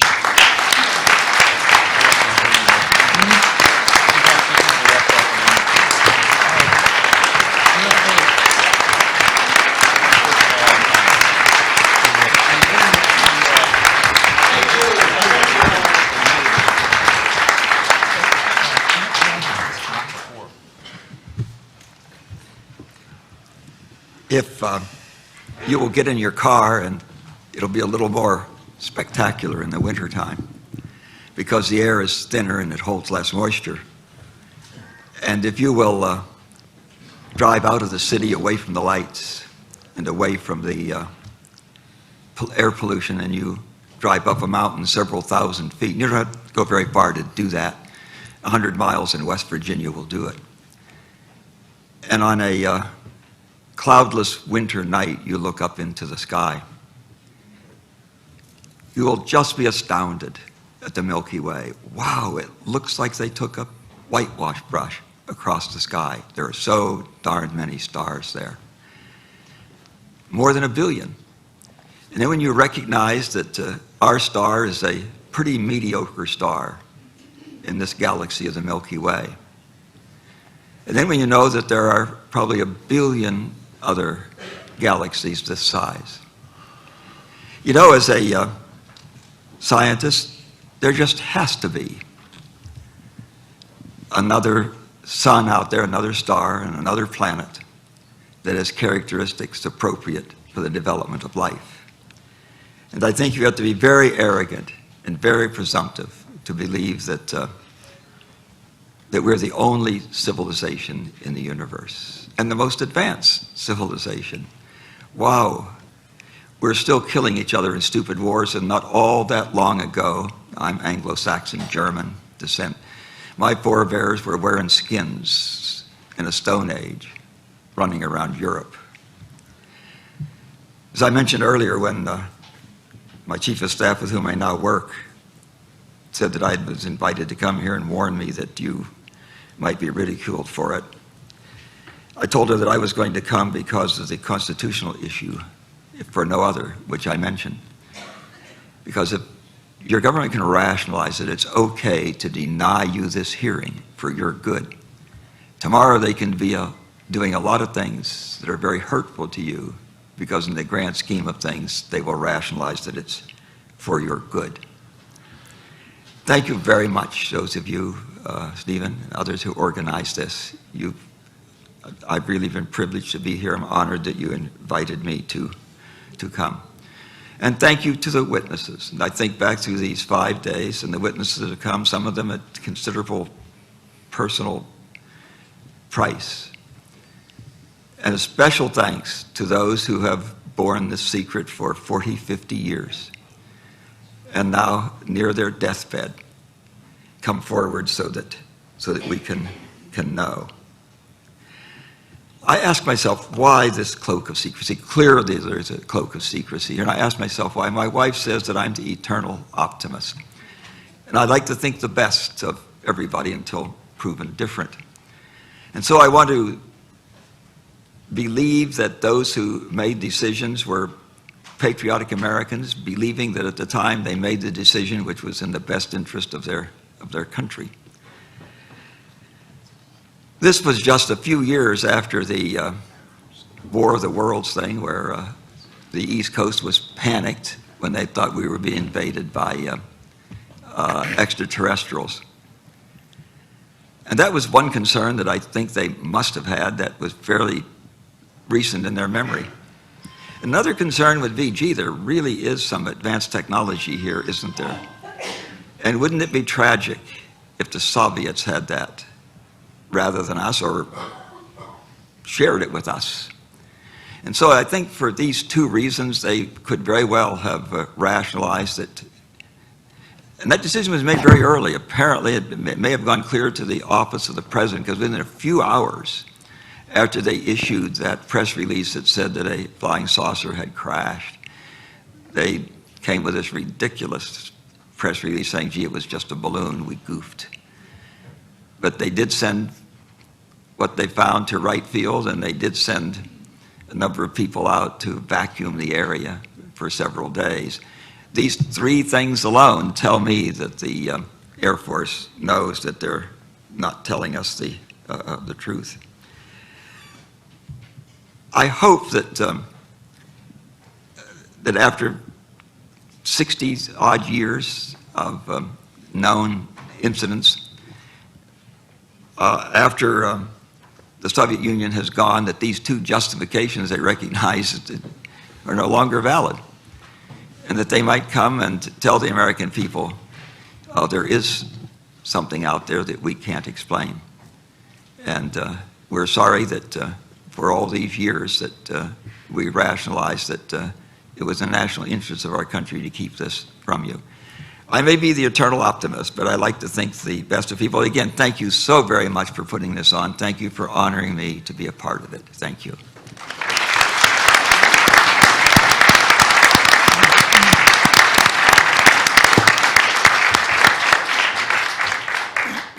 Yes, I certainly want to thank everybody that's been involved in this, this whole operation this week.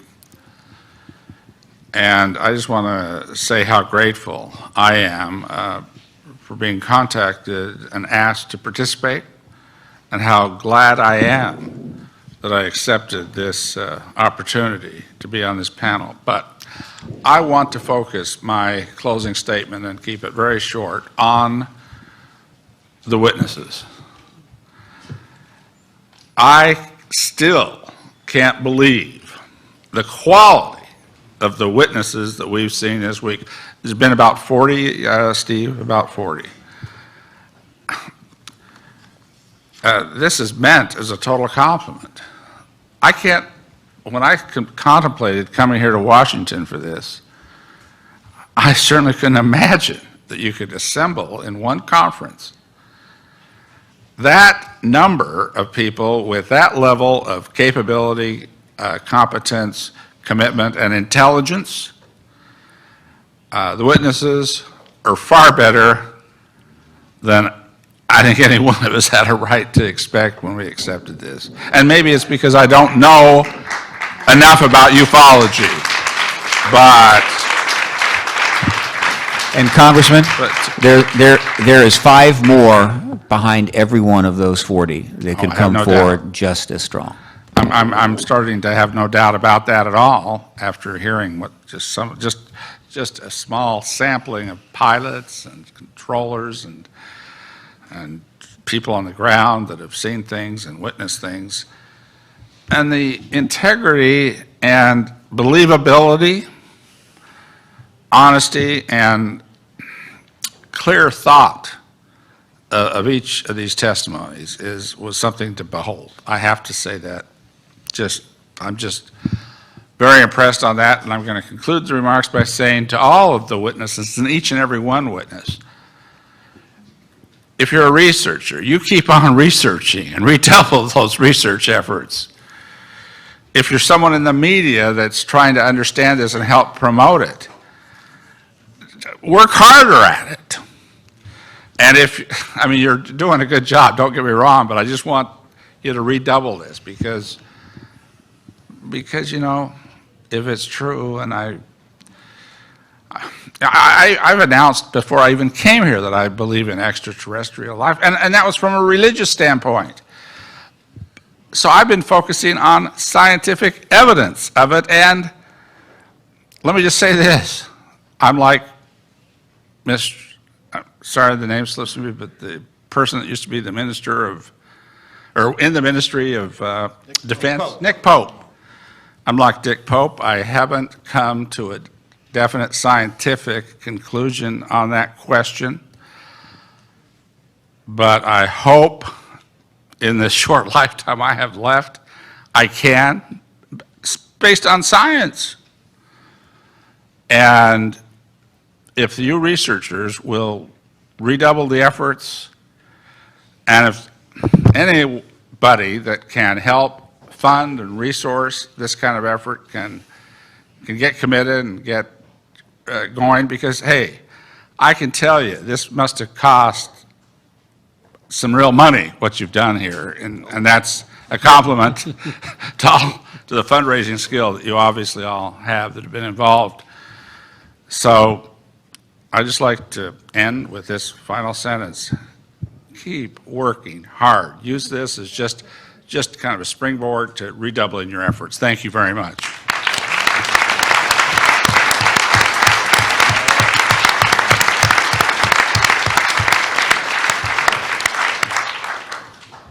Well, I want to thank my colleagues and thank Steve for putting this group of 6 together. It could not have been better balanced. It was balanced politically. It was balanced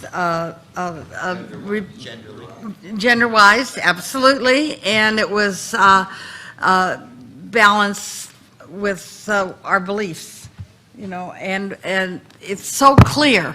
People say we don't get along. We get along, and when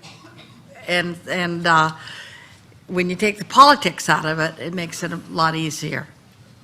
I want to thank the Paradigm Group. I want to thank every single member of your staff and the volunteers.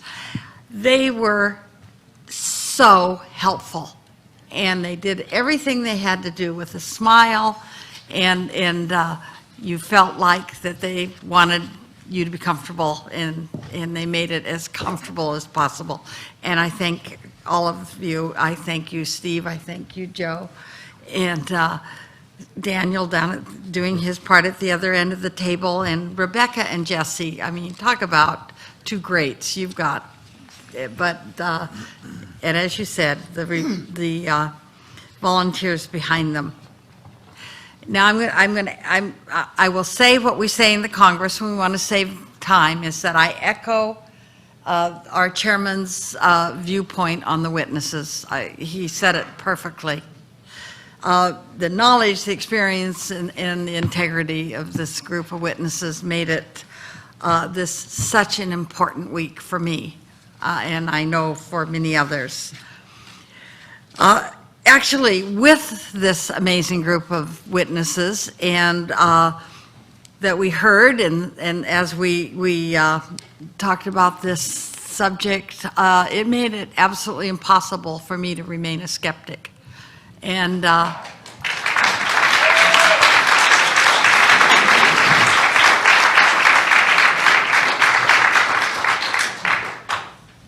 I don't believe that it's about,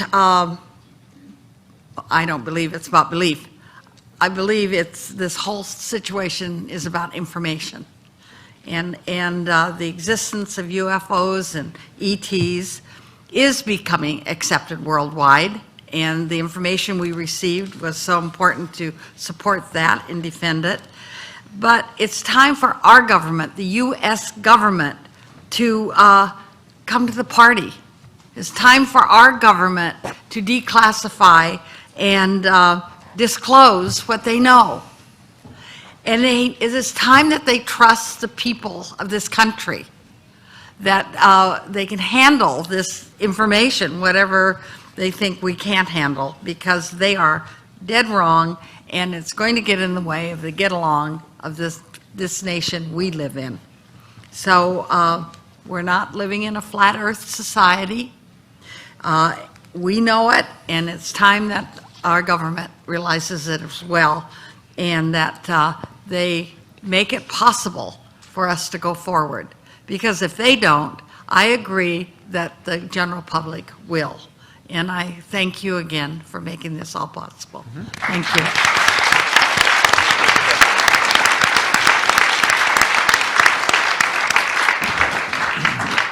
If we could, we'd like to finish with just a few brief remarks from 3 of us.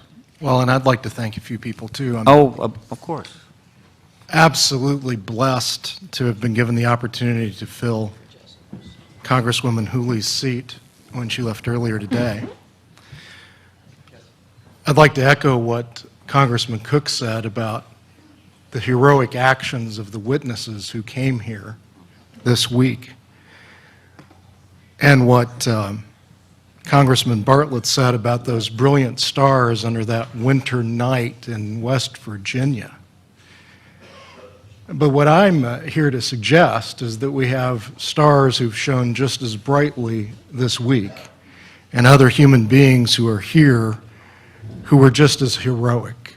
And I'd like to share a little bit about that. I shared my gratitude for Congressman Kilpatrick, who was the first to say, yeah, I'll do it. But there's other stories around that I'd like to share that I'd like everyone in the room to be aware of as well. Just before I do that, though, I'd also like to make a call out to those watching this on the internet stream, or those who might be in the room, or those who might see it in the weeks, months, years to come, who have the opportunity to be heroic, who do know about this, who have evidence, who could testify, who live perhaps in fear. And my call out to you is to do what these 6 members of Congress have done, which is to be heroic, to stand up and recognize an allegiance, if not to the Constitution, then to your fellow men on this planet, men and women on the planet, to share what you know to be true about this issue. Congressman Bartlett has been commuting 2.5 hours every morning to be here. 2.5 hours back to his farm in Virginia. He's 86 years old. 87.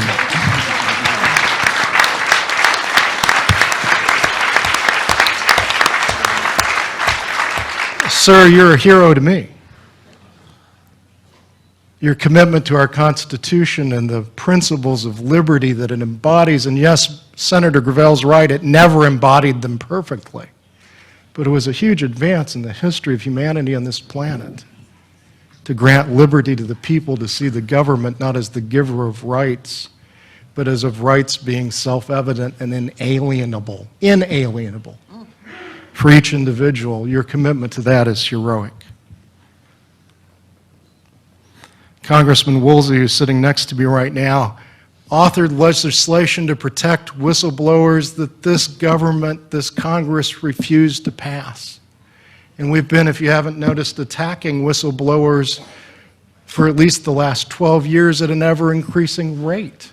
It's unconstitutional. It's anti-liberty. It's criminal. And she and I have partnered on bringing greater freedom to other social organizations and inclusiveness in other battles not related to this issue. I mentioned Carolyn being first earlier, and I want to say how great a gift that was to all of us putting this together. Again, somebody had to be first.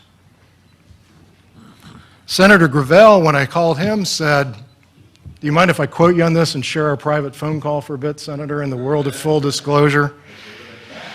He said, "How much money are you offering again?"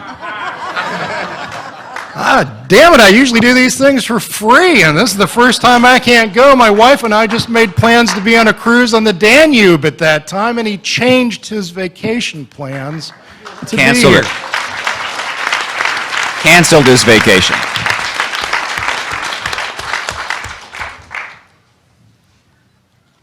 Very few people in this room know, but just this past Sunday, Congresswoman Hooley was in the hotel, the Washington Plaza, sobbing because she had just learned her sister had died a couple of days earlier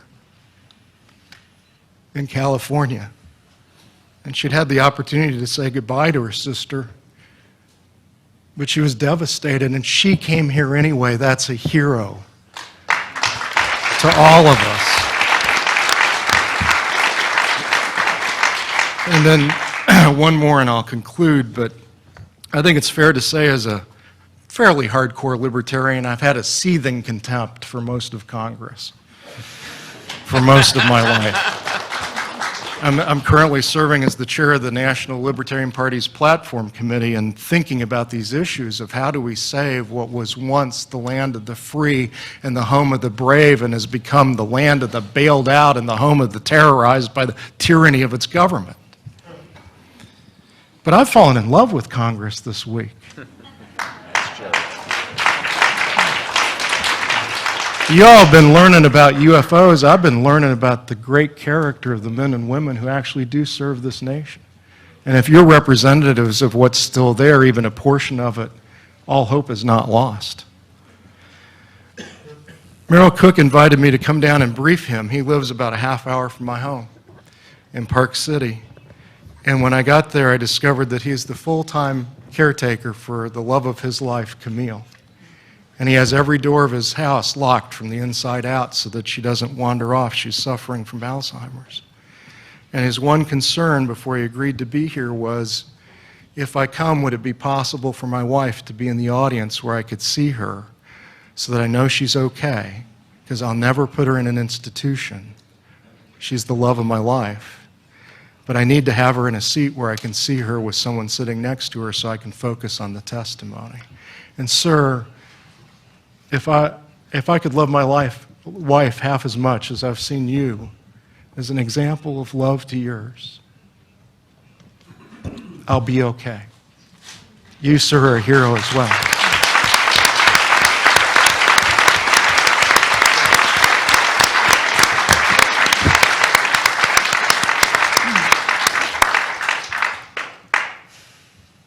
So there's still hope. There's good people in this room. And there's one of the best. You want to find a hero in this world, get to know Steve Bassett. Thank you.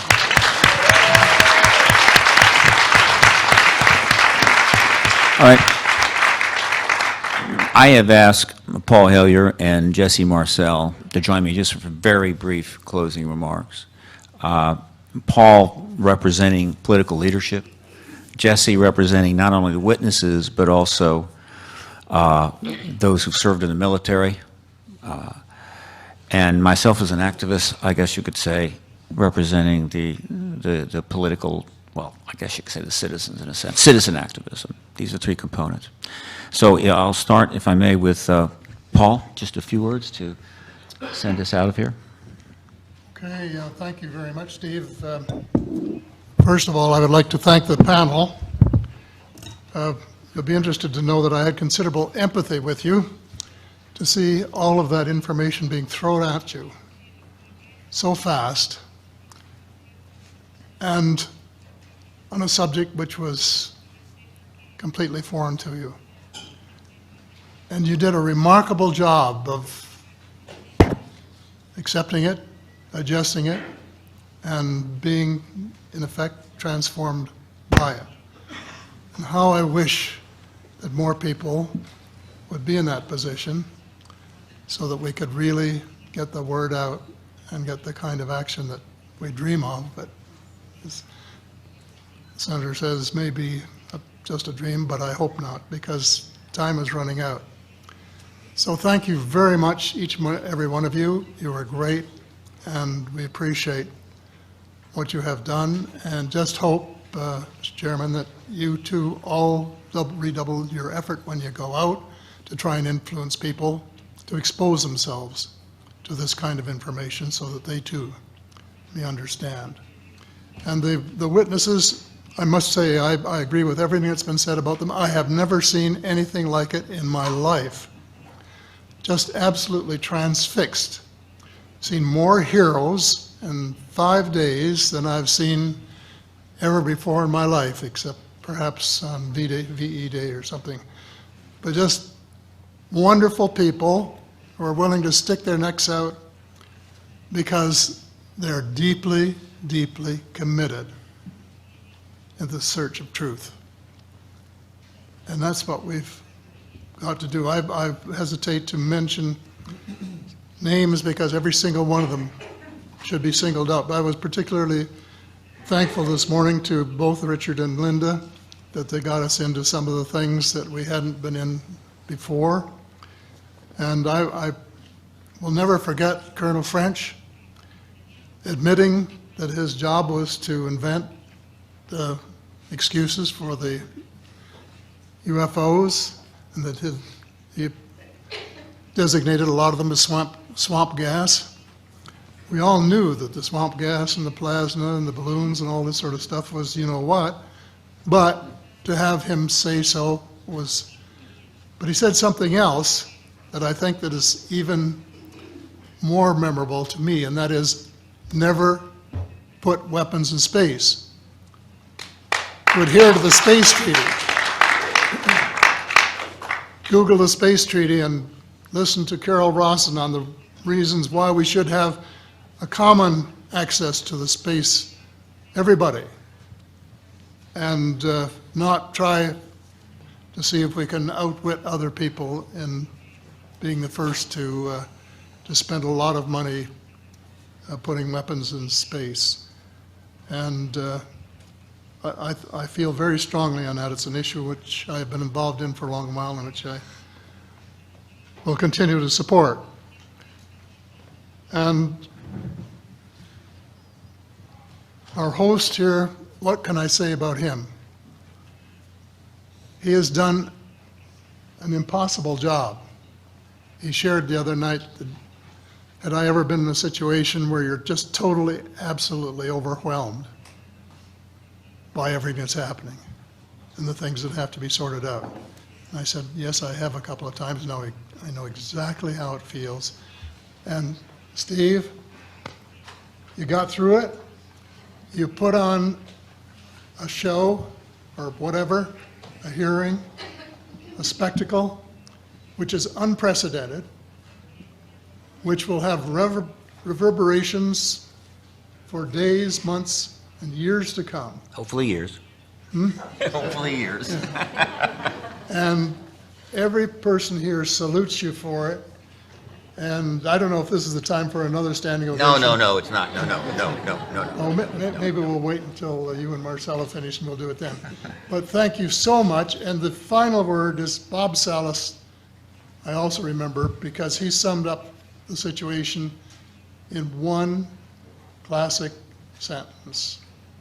It's power and greed. It's not national security. And that's what I believe. Thank you, Paul.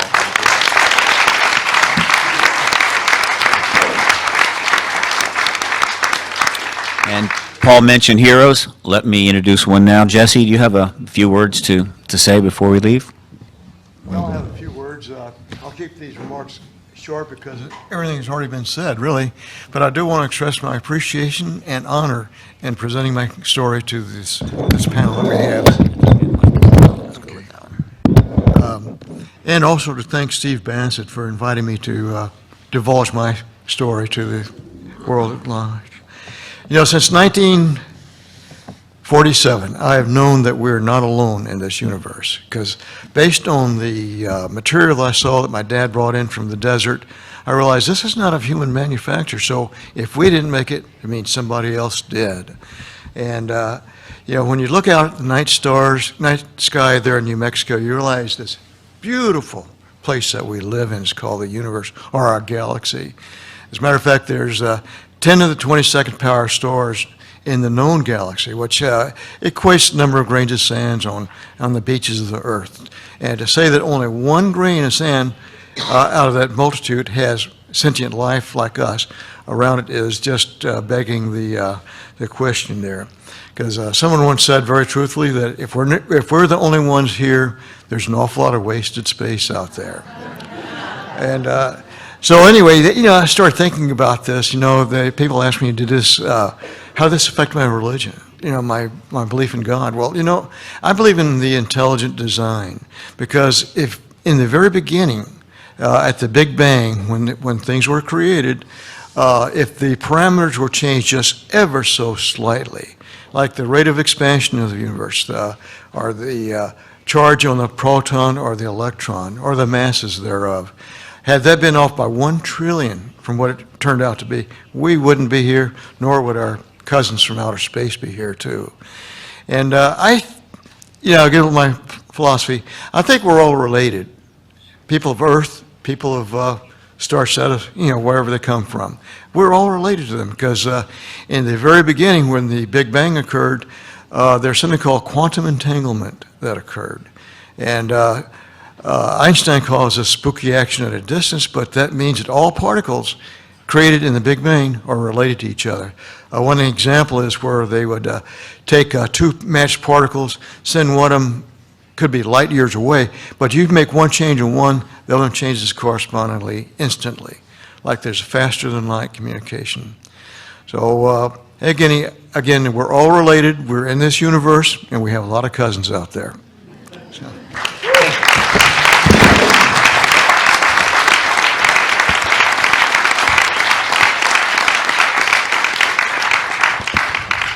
I think it's important. Whoops. Now it's gone away. It's back. There it is.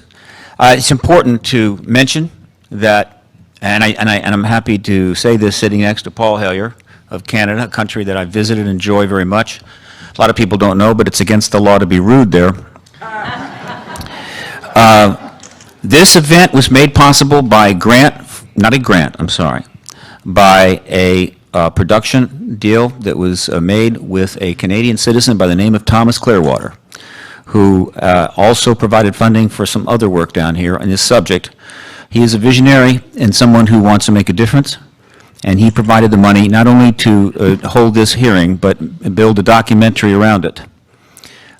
Though since I overspent by 125%, we may have to make a short film, but whatever.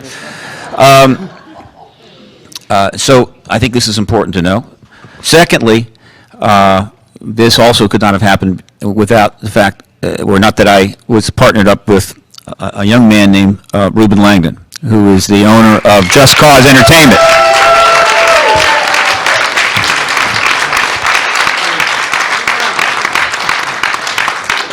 And certainly, Reuben, if you want to come up a little bit, grab a chair.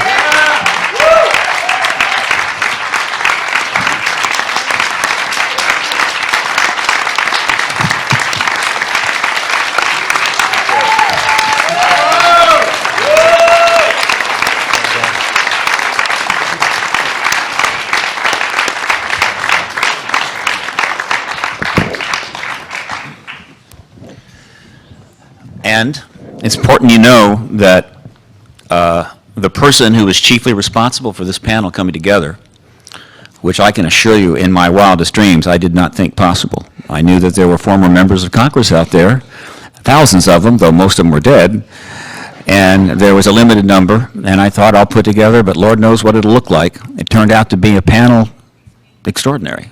But the person that made that possible was Joe Bookman.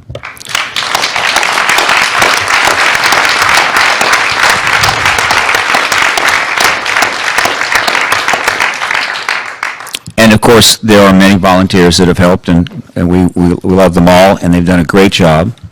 That's wonderful.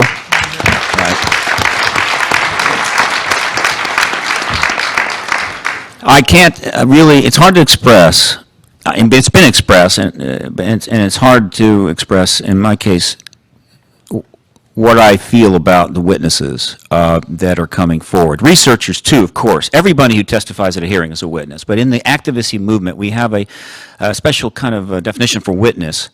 They usually refer to military agency individuals who served in government who have come forward to speak on this issue for events and evidence.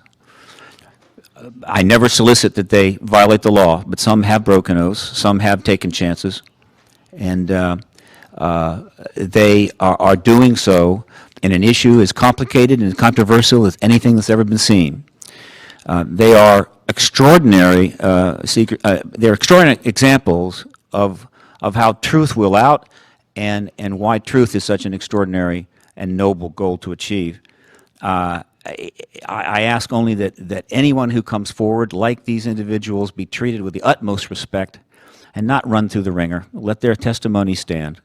If it proves a bit false or something else, that will resolve itself in time. But those who come forward need to be respected for the fact that they are willing to step out and speak truth to power. We had 39 people here, besides myself, that did that. And some of them have done it for 20, 30 years. And I hope that their example and the way they were treated, and I do feel they will not be bothered at all, because I don't believe the government does that anymore, will help to encourage others to come forward and ensure that this truth embargo will end promptly. Thank you to the witnesses that have come forward, please.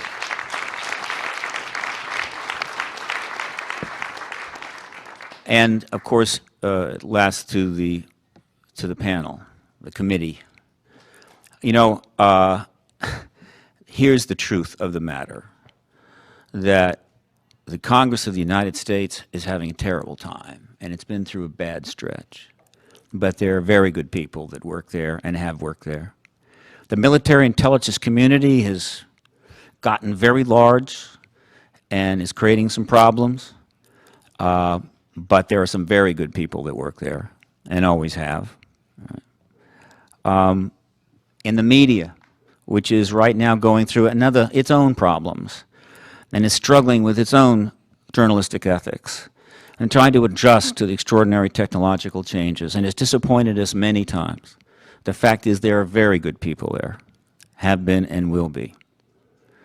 That we have to accomplish something very profound, and it's not easy, and it's easy, but it is easy to get very upset with the institutions that are failing us, and therefore transfer that upset to the people in them, and thus it becomes a very divided and adversarial process. It doesn't have to be that way. One of the extraordinary aspects of disclosure is, unlike any race you've ever run, any contest that you've ever participated in, when disclosure happens, when that paradigm line is crossed, by definition, every single human being in the world crosses it at exactly the same time, together. And they enter the post-disclosure world together, potentially to remake that world, given the extraordinary tools of the internet and the potential for participatory democracy at unprecedented levels, an opportunity to recreate that world as they think it should be. That is what lies ahead of us if we can cross that line together. I think this event has done a lot to take us there. I know a lot of people are watching. I don't think there's a thing that's happened there that would bring any disrespect to anyone involved. And we've already had some media take advantage of the issue and have a little fun. But I have a feeling we're going to win out on this one. And if that is the case, sometime this year, we may just enter a new world. And I hope we'll all get together and have a reunion and one hell of a party. Thank you so much for being here.